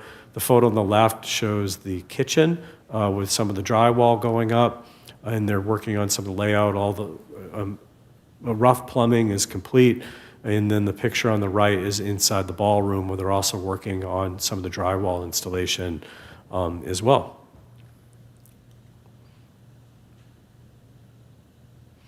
Moving on to utility box wrappings, this is a project that has been ongoing for some time in partnership with Indivisible Arts, where they've been helping bring in local artists for each location. There are a number of hand-painted locations, and then we have actually started work on some of the wrapping through our public works crews. We have a print shop, and we're now able to print the wraps, and we've been working with artists to prepare the art and make measurements so that we can print the large stickers basically that go on. It takes a lot of skill. Our talented Rudy Molina, who is doing the wrapping, has really gotten amazing at doing some of these, and he's actually working on one of them on Pier Avenue now. But to show you a handful of the ones that we've worked on, I don't think I've given an update on this in a while, but this one is at Valley Park. This is hand-painted. This was done in October. We have the next box. This is the first of the wrappings that we've done with our crews, with the art that was provided through Indivisible Arts. If you can go up there now, they're actually working on wrapping the back side of it, which will be the next installation. This is 2 boxes, but there's another one that's going to face the traffic side that's being installed. It was actively being installed today. And then moving Are you also considering wrapping of the Public Works cherry picker as one of our art projects? Maybe in the future. They are actually wrapping vehicles. We are doing the decals now. There's a number of needs when we get new police vehicles. Not to get too far off the subject, we are doing some of the wrapping that is required on the vehicles, but it is one of the new capabilities our talented team has. One of the other boxes that we worked on was in front of Valley School on Valley Drive. This actually did require, this was in very poor condition. Our crews coordinated the removal and installation of a new box. We had to coordinate with SCE and the school. We actually had to do an outage in order to install this because the signal was tied to this, so we had to coordinate that work. They put in a new box, and the artist recently completed the installation. There's actually a dolphin to match the, I guess, logo for the school. They have a dolphin shown. I think it's possibly their mascot for the school, so check that one out. It looks pretty good. And I think there's a couple that are still in progress. These are hand-painted ones. This one's on Hermosa Avenue, and we have another location on Gould Street that's actively in progress but nearly complete as well. This is as you come down the hill from PCH on the north side of the roadway, tucked in the trees. And so that's our utility box wrapping project, and we have a number of other art installations in progress and more to roll out in the coming months. Moving on to annual sewer improvement project, we are currently about 30% complete on the project. They are actively wrapping things up off of Prospect Avenue, and we are going to be moving into one of the next phases. I have kind of color coordinated here. I apologize if it's small, but there is several locations that are complete. We have some partially completed locations, and then we're actively working to schedule additional work. And so as we're moving from area to area, we are reaching out to neighborhoods and businesses as we move into the area. And so the next phase is Ardmore between 7th and 8th Street. And they will be starting there on Monday. It's expected to take about 2 to 3 weeks. This is a complete replacement of that sewer line. And we are working to expedite this to get off of Ardmore before any of the Pier Avenue paving work begins. So we're trying to make sure that we're not on Valley Drive at the same time. So we're working on getting Ardmore completed. This will require a full road closure between 7th and 8th Street on Ardmore. There will be turn restrictions at 7th and 8th Street on Ardmore, only during work hours. They will plate it, so during the evening, we'll restore access, and there'll be access on the weekends. So we're actively working to issue notifications to the impacted residents and through other e-notifications and just getting the word out tonight as well. So that's coming soon.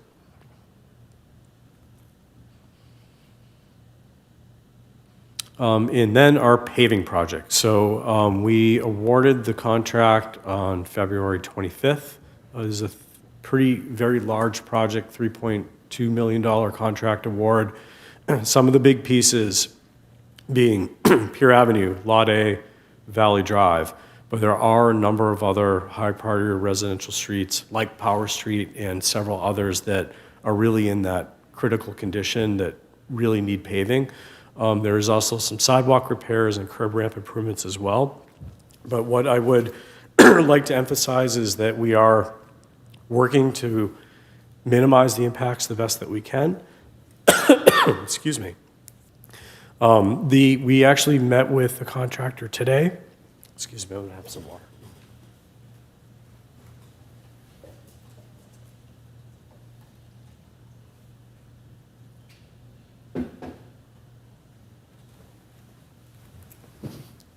Thank you.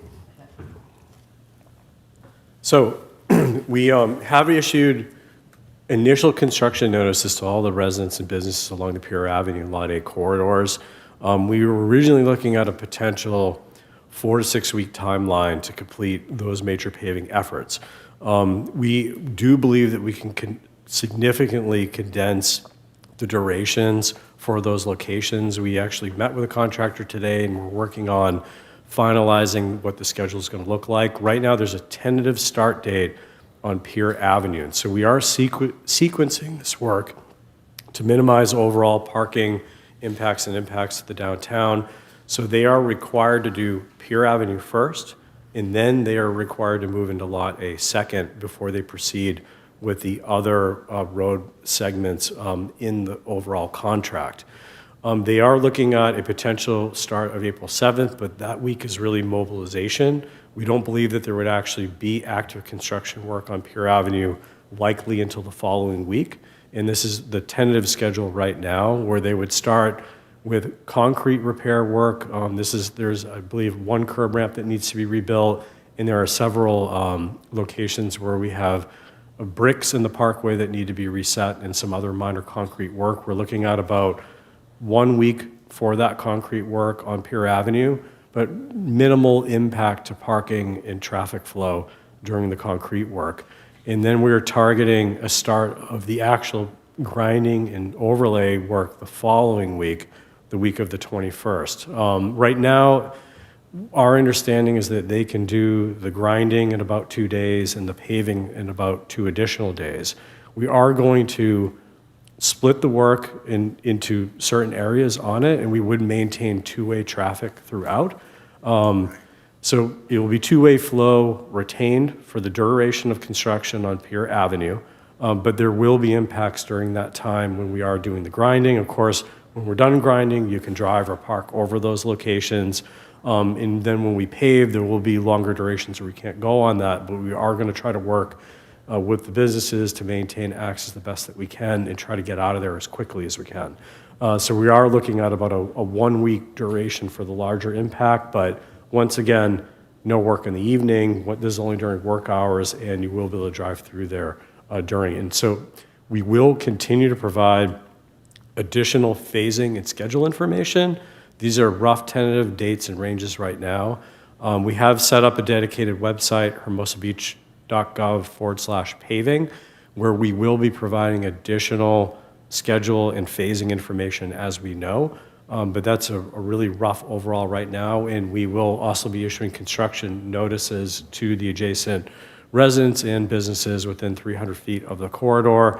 And we are also working directly with the businesses that have dining decks. There are 4 on-street dining decks. There is actually 5 businesses that share 4 dining decks. We have made initial contact with them. They will be required to remove the dining decks and store them on private property during this work. That is their responsibility as part of the encroachment permit agreement for the dining decks, so that we can do the work in the public right of way, and then they're allowed to rebuild.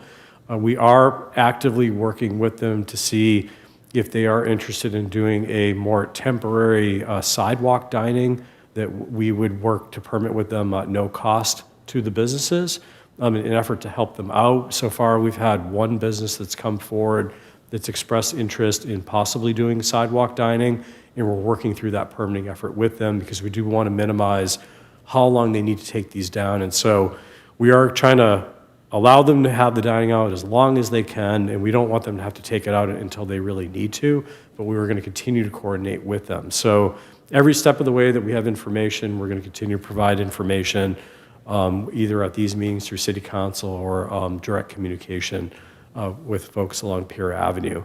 Lot A is looking like it will take about a week to grind and overlay, but once again, we will work directly with those businesses that rely on those once we have more defined schedule and phasing information.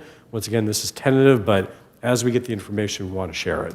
And so those are the first two pieces, and then with subsequent sections of paving, whether it be Valley Drive or other residential streets, we'll also provide additional information as we know.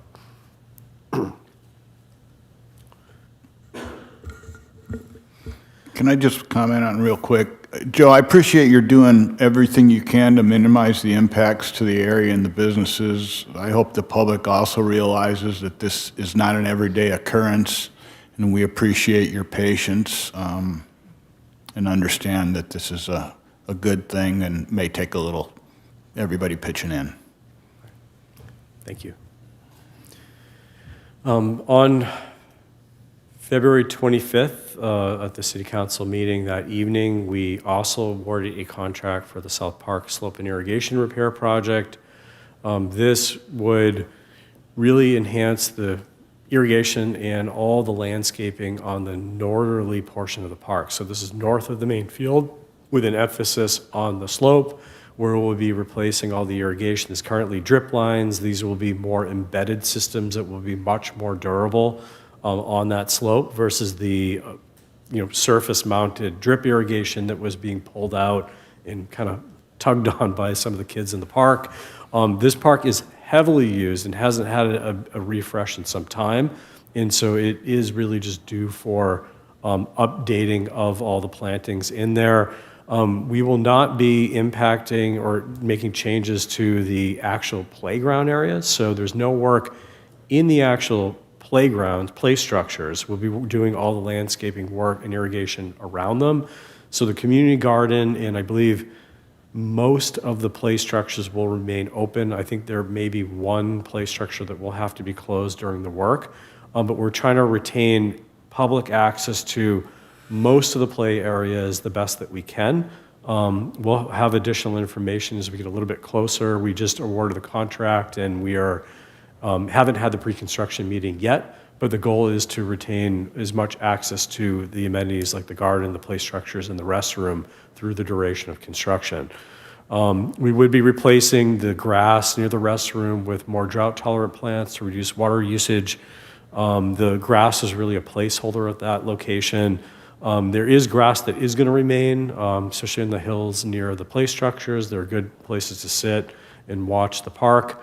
But this is a complete refresh of this area and largely being paid by outside funding sources. We have a grant through LA County, and then we are also receiving a reimbursement through West Basin through their turf removal program.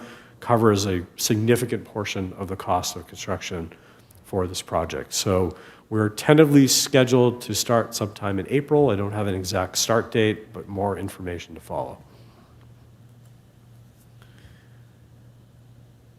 Our pier structural inspection work through last fall through December, we completed a very detailed above and below water inspection. This included the divers that went out to look underwater and very close visual inspection. We used a boom lift to get underneath so that they could really investigate the underside of the pier, very close inspection. We've been working with our structural engineering team, consulting team that's out there that are experts in pier structures, and we are performing additional testing to supplement the visual work that was done. They have a ambient vibration testing that we are doing. We had conducted one smaller test on one individual panel earlier this year, or, a few months ago, and now we're expanding that to several locations so that we can really get a closer look at several of the concrete panels on the deck to compare that testing with the visual inspection. The hope is that through this inspection or testing work, that we could potentially reduce the amount of recommended repairs based on the visual inspection, because visual really accounts for where we can see cracking or other structural defects. And so through using this more ambient vibration testing, we can get a sense of how the individual concrete panels of concern are performing to determine whether or not there's anything that we couldn't visually see that was undetected, but more importantly, are there some panels that may not need replacement because they're actually performing better than they are appearing through the inspection. So that's the hope. This work began last night. We're doing it. It does require setting up these little sensors throughout the pier, so we kind of really need to do it when it's not active or having any vehicles driving over, like the trash trucks that go over it. So we're doing it when it's closed. We're starting at 10 o'clock, going to 6 in the morning. It takes about 3 nights to do all this work. So crews are out there. They will be out there again tonight. They're using headlamps. So if you see lights out on the pier, that's what's going on. But they're doing it behind the locked gates, so the pier will remain closed while they do that work. And then ultimately, as they get the results, we will be working with them to reevaluate the recommendations and ultimately bring forward immediate recommendations. And then we're also having the consultant prepare a bit of a longer-term outlook and a cost-benefit assessment as we look at what repairs we're going to need, not only in the immediate term, but over the next 5, 10, 15-year period.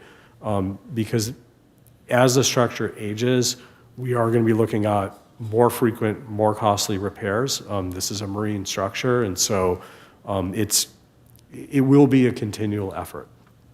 So more to come, and we will absolutely be making recommendations in the upcoming budget cycle for more immediate repairs, but we're waiting to get more information before we can do that. So stay tuned. I'm kind of curious, can I ask a technical question? So are you applying a vibration stimulus to this and then you're measuring the response, or? No, the structures naturally have some movement in them.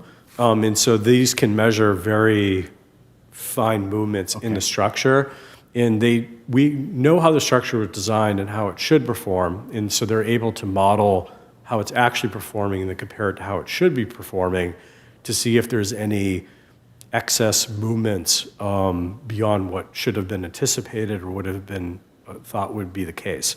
And when we did one test panel, we were able to see some discrepancies in how the anticipated behavior would be, and also correlate those with the visual inspections. So there is a pretty high correlation with where we have visual inspections. I mean, cracking is normal in concrete. All concrete has small cracks, and so as they get bigger, we get more concerned about them, and not all of them are of concern, but we're able to really kind of correlate what we saw visually, and the hope is that if we do see things where we thought there was cracking, where a larger repair might be needed, could we potentially not have to do a complete replacement of a panel because it's actually performing better than we think it might be. So that's kind of the theory right now, what we're working on, and a lot of results to go through in the coming weeks. Thanks. Yep.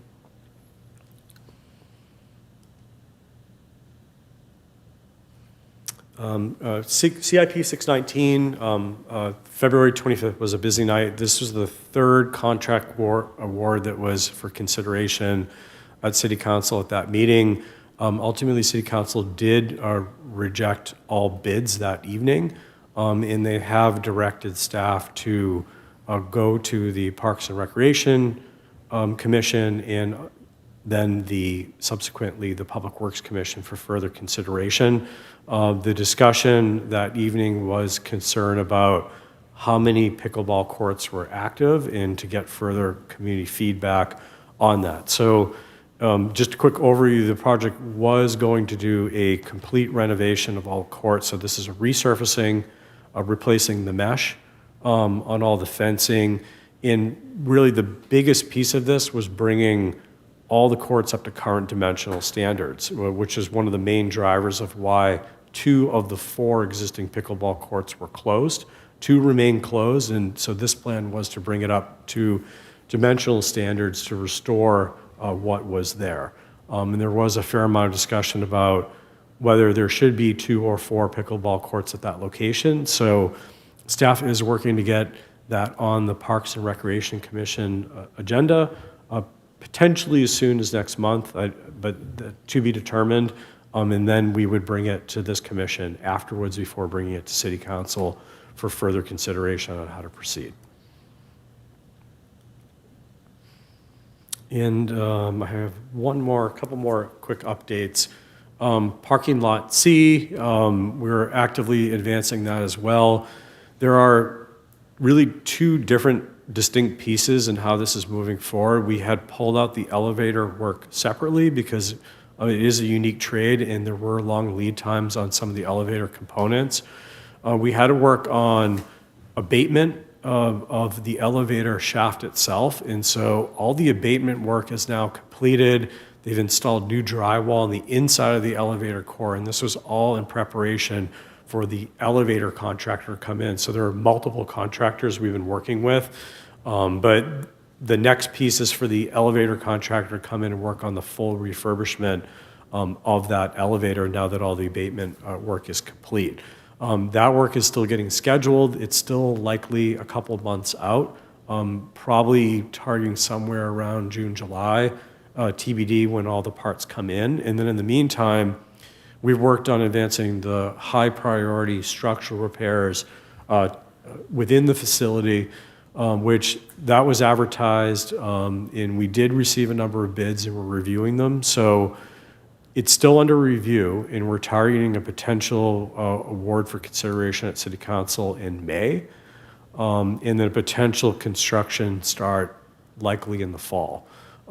So far, the bid ranges are, what I can say is they look within range for the CIP. They came within budget, but there's still more evaluation that we need to do before we can announce anything. So more to follow in May with that. So when were the bids due? They were due in January or February, I believe. So in May, will they even still be valid? It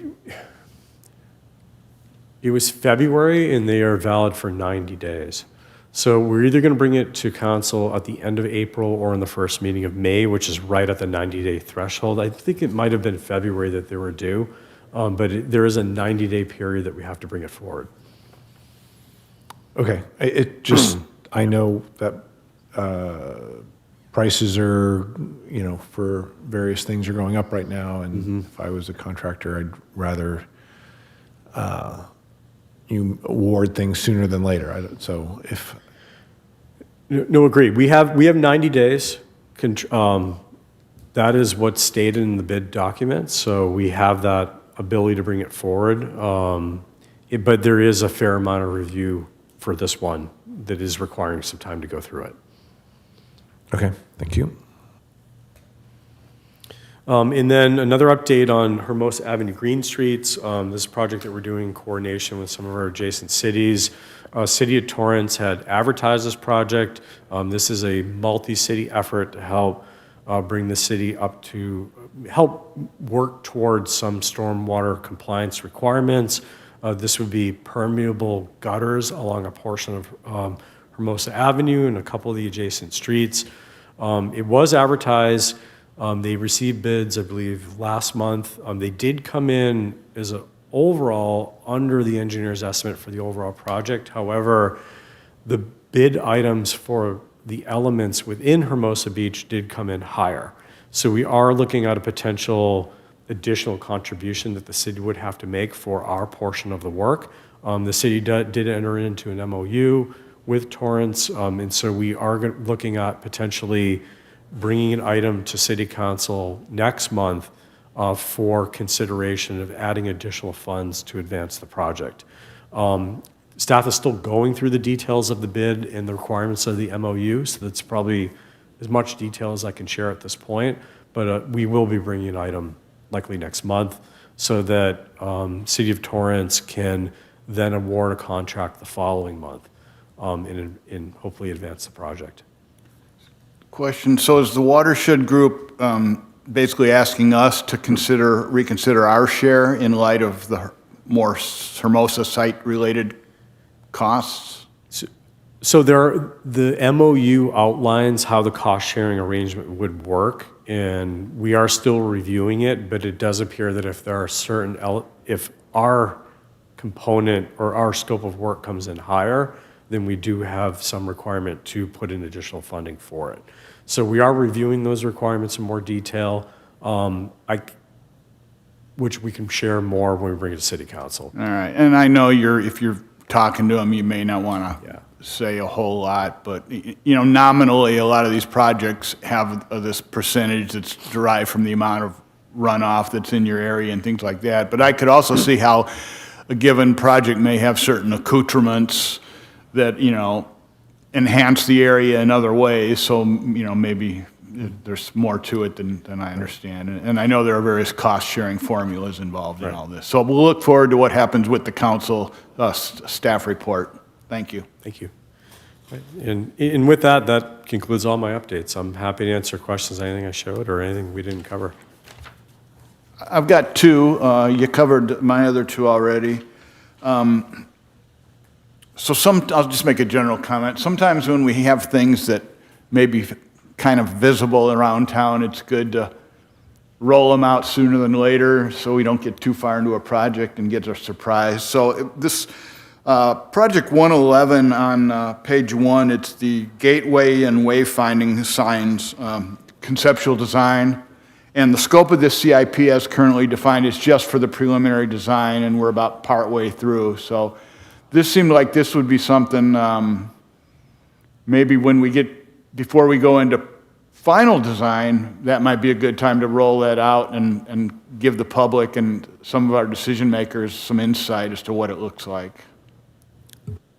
Yes, thank you, Commissioner Grithen. Absolutely. So this is the gateway and wayfinding sign. This is looking at gateway signs at the kind of periphery of the city, downtown wayfinding, and also a potential reintroduction of a marquee sign in front of the community center. This is the CIP right now is only funded for conceptual design. So there's no final design in the funding for this project. We had initiated the effort with a consultant, but with other project priorities that had to advance, the timeline had to move out on this, and then ultimately our contract lapsed with that consultant that was doing that work. So we had entered a new agreement, and now we are working on negotiating a new task order to complete that effort, but that's still ongoing before we can resume it. But the full intent is to come up with some potential recommendations and concept designs, and we would then bring it to the community for input. Likely, at this time, it could either be through commission and council or through other community meeting, but I totally agree. This is something that we would really want community input on, so we can get a sense of what the signs look like, what do they say, where do they go, how many signs do we want, so that we can better scope the effort and really figure out then what it would ultimately take to design and then install these, should we decide to move forward with the second part of the project to move into final design and installation. Because there will be some costs that go with it, and so there will be decisions to be made. Sounds great. And then I got one more on the corporate yard or city yard, 615. Looks like there's going to be an RFQ, which I assume is a request for quotes for owners administrator services. So could you provide a brief description of what is an OA or owner's advisor and the associated services this person or group would do? Sure. So right now, the tentative schedule that we had presented to council last year showed us working on some of the initial procurement pieces around this time. So we're fairly on track with what we had projected last year. Council had expressed fairly strong desire to go towards a design, build, delivery model for the city yard. And one of the challenges with design build is if we don't have financing in place, we have to look at a slightly different delivery model. We do not have full construction funding available for the city yard. We have a portion of those costs. And so we are looking at what we call a progressive design build finance model that would allow us to work towards advancing the design. We have the benefit of the contractor being on that design team to help inform what the cost and constructability nature of that would be, but would allow us a potential stopping point should we not be able to secure financing once we get to final design or have a full plan on how to move it ahead. But it would at least help advance the project and help us further identify what the costs are. It's typical in design build to bring in an owner's advisor service. This is going to be an intense design effort should we go design build. And so we are recommending to bring in an OA, owner's advisor, someone who is going to be experienced in a progressive design build process, because we're going to really need to work closely with this team on doing the design, making a lot of contract decisions. Well, ultimately, the first effort would be bringing someone in who has extensive experience doing progressive design build that can then help us prepare the next solicitation. So the first one's an RFQ, request for qualifications, to bring in the OA that would then help us prepare the solicitation for design build, and then help us in the contractor team selection in that process, but then help us manage that process and help us make the tough decisions as a partner to the city. Really extension of staff that's experienced in that process that can really help us move through it, because it will be intense and there'll be a lot of decisions that we need to make if we go this route. I think when we get to study session, we'll probably present a little bit more about the planned path that we do, and we're hoping to potentially release that first RFQ in the next month or so. Thanks, Joe. And we've heard about design build. This design build finance sounds like another sort of flavor of that. And I don't know if inherent in this or not. One can only hope that perhaps there's an opportunity for a little bit of a design to cost mentality in the whole process, but we'll see. Thank you. Dan? I have a couple. How, the Greenbelt project, how did we do on budget and schedule on that? So schedule, I'll start with that. I'd say we tracked fairly well against what we had projected. And you could argue that some of it was open ahead of schedule because we finished the DG and I think it was the Thanksgiving break, and we were able to open up a portion well ahead of schedule. The second half, we didn't open until February, but it fairly tracked pretty close to what we had predicted last year.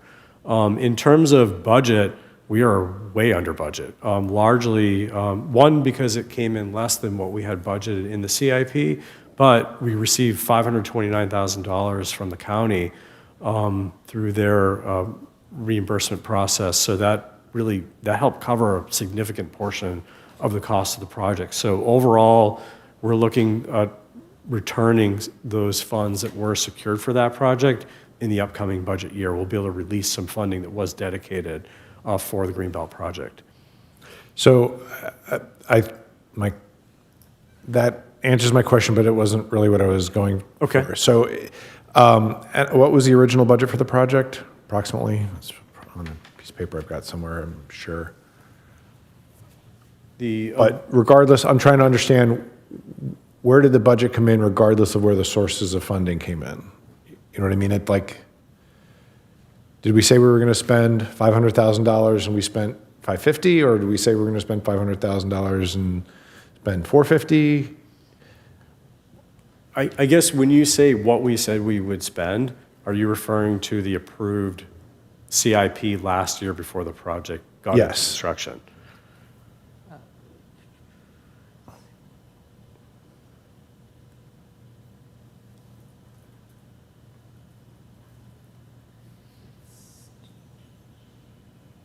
I'm just looking up the what we had in the FY24 budget.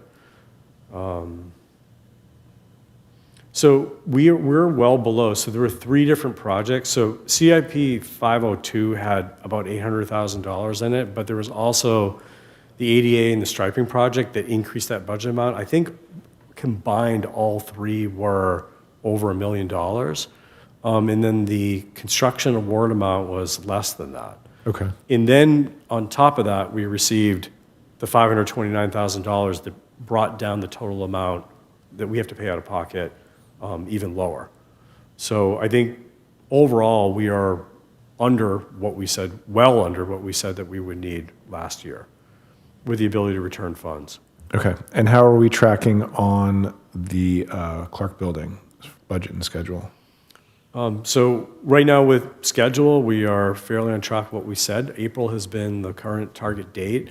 There have been change orders. This is an old building that have moved the timeline out. Originally, we had a target contract completion date of April 9. We now have moved it through necessary change orders, a couple additional weeks through that. We're looking at a completion date of the end of the 3rd week of April. That's still subject to any additional work that we have to have or any potential delays that we might receive. For example, we are coordinating with Southern California Edison. We have to energize the power for that building, and so there is some backlog in getting Edison out. We have heard as much as 45 days, and so we're actively working to push them to come out so that we don't have any delays with Edison. But there is potential for additional delays, but right now we're tracking for the end of April for completion. Not to say that there won't be additional punch list items that would go following into May. So overall, I think we're pretty much tracking on time with what we had predicted, but there is potential for some additional delay, but right now things look pretty good. The budget itself, we're within the council-approved budget and within the spending contingency that we approved. So we're not going to go over, and there's actually excess funds in the overall CIP that could potentially be released because the contract award with the contingency was less than the approved CIP amount. I can't tell you what that amount is right now off the top of my head, but I know that there is some excess funds that we can release because we wanted to make sure there was enough funding in there when we advertised it or re-advertised it. And then in addition, through the Clean Power Alliance, we were able to receive a $250,000 potential reimbursement for the conversion to the electrical component. So it was an energy reimbursement program that they have. And so that is also another discount that we're receiving on that project, which will allow us to return up to $250,000 worth of those funds back to the general fund. So overall, under budget. And are there any contentious change orders, or is everything pretty much, well, you found something that we didn't expect, or? Good question. We have avoided major change orders. So we've been working very collaboratively with the contractor. There were some concerns about getting some of the switchgear equipment because of long lead times, and so that was a bullet that we were able to dodge for long lead times. We have worked through a number of mechanical routing challenges through the attic area, but we're able to overcome those at minimal cost increases. So, but the good news is that we haven't found anything substantial in there. Knock on wood, that has been a significant game changer. We knew we'd find things when we opened up walls in the ceiling, but My nothing question really is big. less about were there changes, and are there changes that you're fighting about, or are they just the structure didn't look like we thought it was going. You know, the stuff that you're going to approve, or is there stuff that you're rejecting, like with the bathrooms? Mm-hmm. You had big problems with the bathrooms. I'm trying to, determine, are we having anything like that, or are you anticipating a smooth rest of the project? What I'll say about that is we have a qualified contractor. Okay. Okay. Next topic. The Kelly Courts. Can you pull up the slide with the Kelly Courts? Absolutely. Andrew?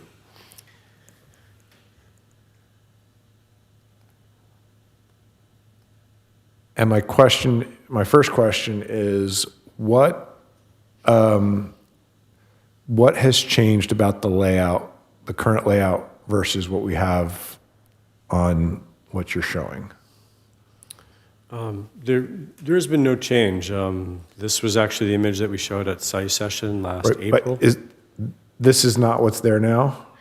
Okay, you want to know what the changes are of what Yes, exactly we're going to do? versus what's out there now. Thank you for clarifying. So the biggest change that we have to do to meet dimensional updates or requirements are the top side. So the west side has to get wider. So we have to move it closer to the batting cages. And the light posts need to be removed from the inside of the pickleball court. So the light posts are being moved and we're moving the fencing. And then the other piece that we're doing is we're moving, there's a kind of a small wall and a step between the basketball court and the pickleball courts. We're actually moving that concrete slab to the right or to the north, so that we make the pickleball court slightly longer and slightly wider, that then also allow us to enhance the dimensional requirements for the tennis court. And so there are a few dimensional changes that happen. The basketball courts actually had some additional room to work with, but we had to really kind of move the fencing alignments to adjust and update the pickleball, the tennis courts, and then we would also be providing a real ADA path from the parking lot along the west side of the basketball court to the pickleball court so that you no longer need to go down the step between the basketball and the pickleball courts. Okay. Are the pickleball courts now in roughly the same location that they're shown on this plan? Yes, they would largely be in the same place. Okay. I just wasn't sure if you're flip-flopping. Yeah, no, the layout wouldn't change. The plan was really 4 courts, restore 4 courts, in roughly the same place. It's really the dimensional offsets Okay. that So- have to get adjusted. Substantially, this project is a few tweaks to make the courts dimensionally correct, and that's it. There's no program change to this. That is correct. Okay. Okay, because the council is making it seem like we're making a major change because only 2 courts have been active. And it's very disturbing to me that this plan has been in front of the council multiple times and they're treating it like they've never seen or heard it before.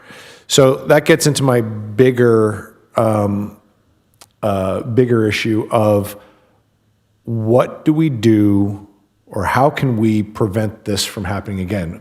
Meaning preventing council from deciding what they want when we're ready to, when we spent all the money for design, bidding, et cetera, and we're ready to award, and then they decide, oh, that's not what I want, I didn't pay attention, and now I want something different.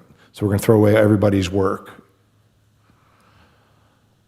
So what I'll say is we are always open to enhancing our process and getting communication out. However,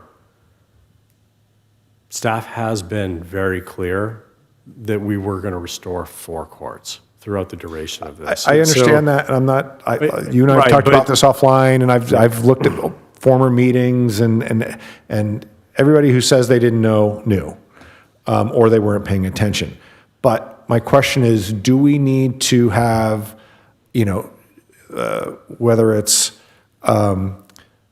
staff, council, and commissioners form a committee to determine how to, at what stage and for what types of projects do we bring this up to council early so they feel like they've, have been informed, even though they are being informed, so that this doesn't happen again, because it's just going to keep happening.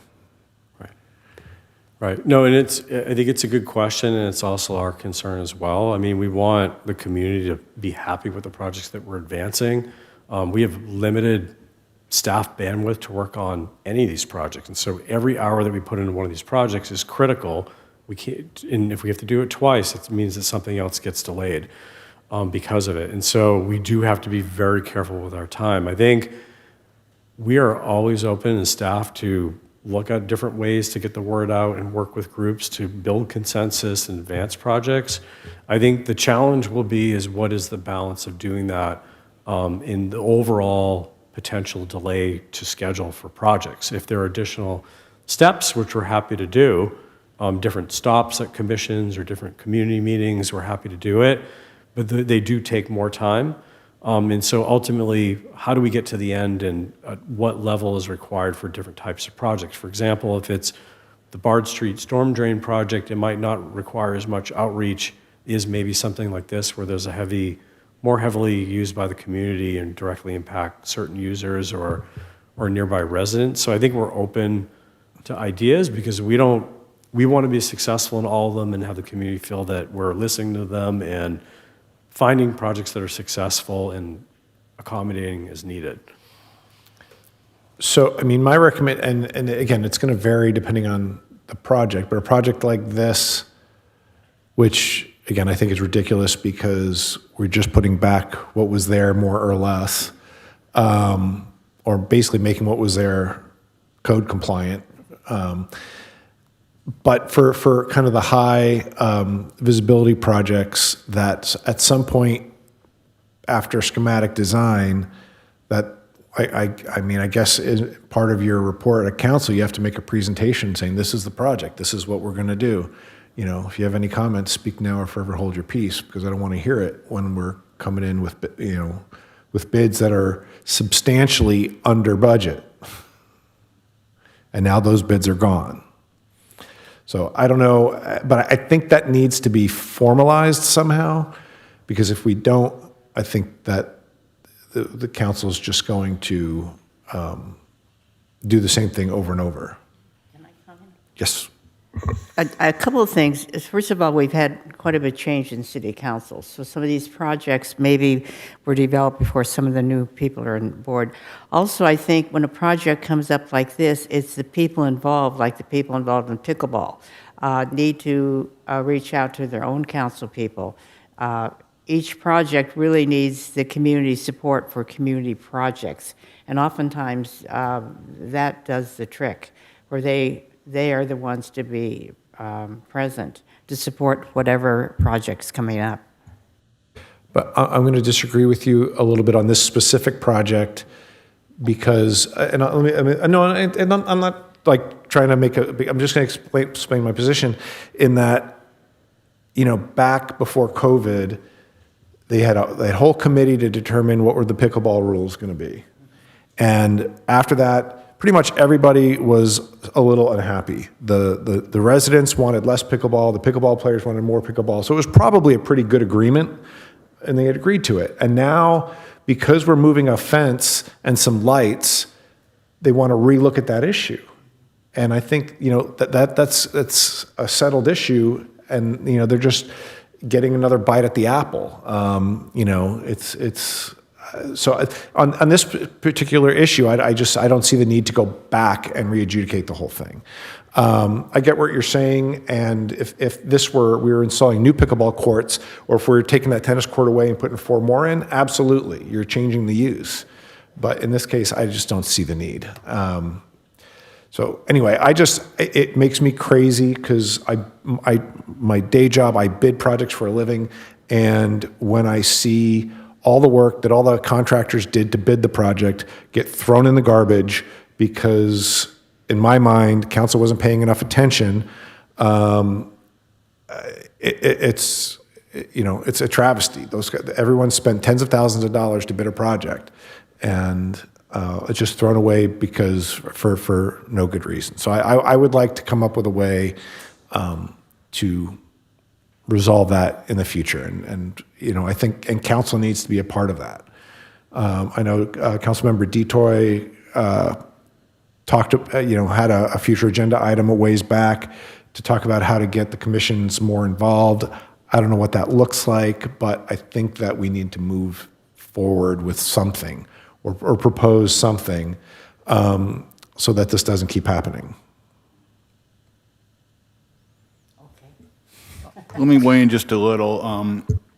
I think there is room for improvement, and I agree with with your comments about this particular example with the Kelly Court, and I question the extent to which it means we need a wholesale look in the mirror, but certainly there's room for improvement. In some ways, we've had some natural improvement because Joe has been called upon to present things to council informally at the beginning of council meetings, so that has been at least an additional opportunity. Generally speaking, the earlier we can communicate things like the scope of a project and be vigilant for changes in scope, or the concept of a project, or perhaps preliminary design, those are certainly good opportunities because it costs, it's early in the process. So I agree, it's worth having a conversation about what we can do better, but in some ways I think we are doing better, and we just need to be really vigilant about communicating.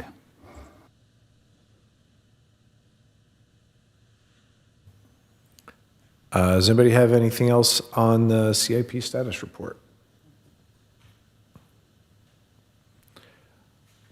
All right, moving on to commissioner comments. Response for public comments, we had none. Brief announcements, anyone? Reports on liaison or subcommittee roles. I would just like to thank the Public Works for supporting us in the parade and allowing us to ride on the wonderfully decorated cherry picker. And I understand that the guys actually designed the panels that were put on there, and we should consider that as one of our art projects. It was wonderful. And thank you for doing that again for us. I attended the civics facilities, I don't know what we're calling it, it's not really a committee, but meeting on Monday. We were talking about different options for financing. Nothing to really report there. Any other comments on matters within the subject matter of jurisdiction of the commission? I'll just chime in that I think that discussion that we just had a little bit about process and communicating, in some ways could have also fit under 9D, not to nitpick, but I think we kind of accomplished something under 9D in a sense. So thanks for bringing it up, Scott. All right, consent calendar. We have one item on the consent calendar. I have a discussion or a motion. I move that we approve the consent calendar. Second. Andrew, can we get a vote? Okay, voting should be open, and I will call Commissioner Britton. How do you vote? Yes. Okay.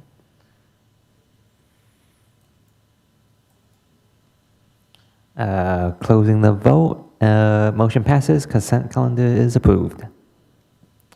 All right. Public hearings, we already did. Matters for commission consideration, we already did. I think I skipped. Did I skip public comment? I did skip public comment. So there's public comment at the beginning, there's public comment at the end. Do we have anybody online for public comment? Well, actually, we don't do online public comment for. Yeah, for general public comments is only in chambers. So seeing nobody in chambers, we move on to adjournment. Thank you, everybody.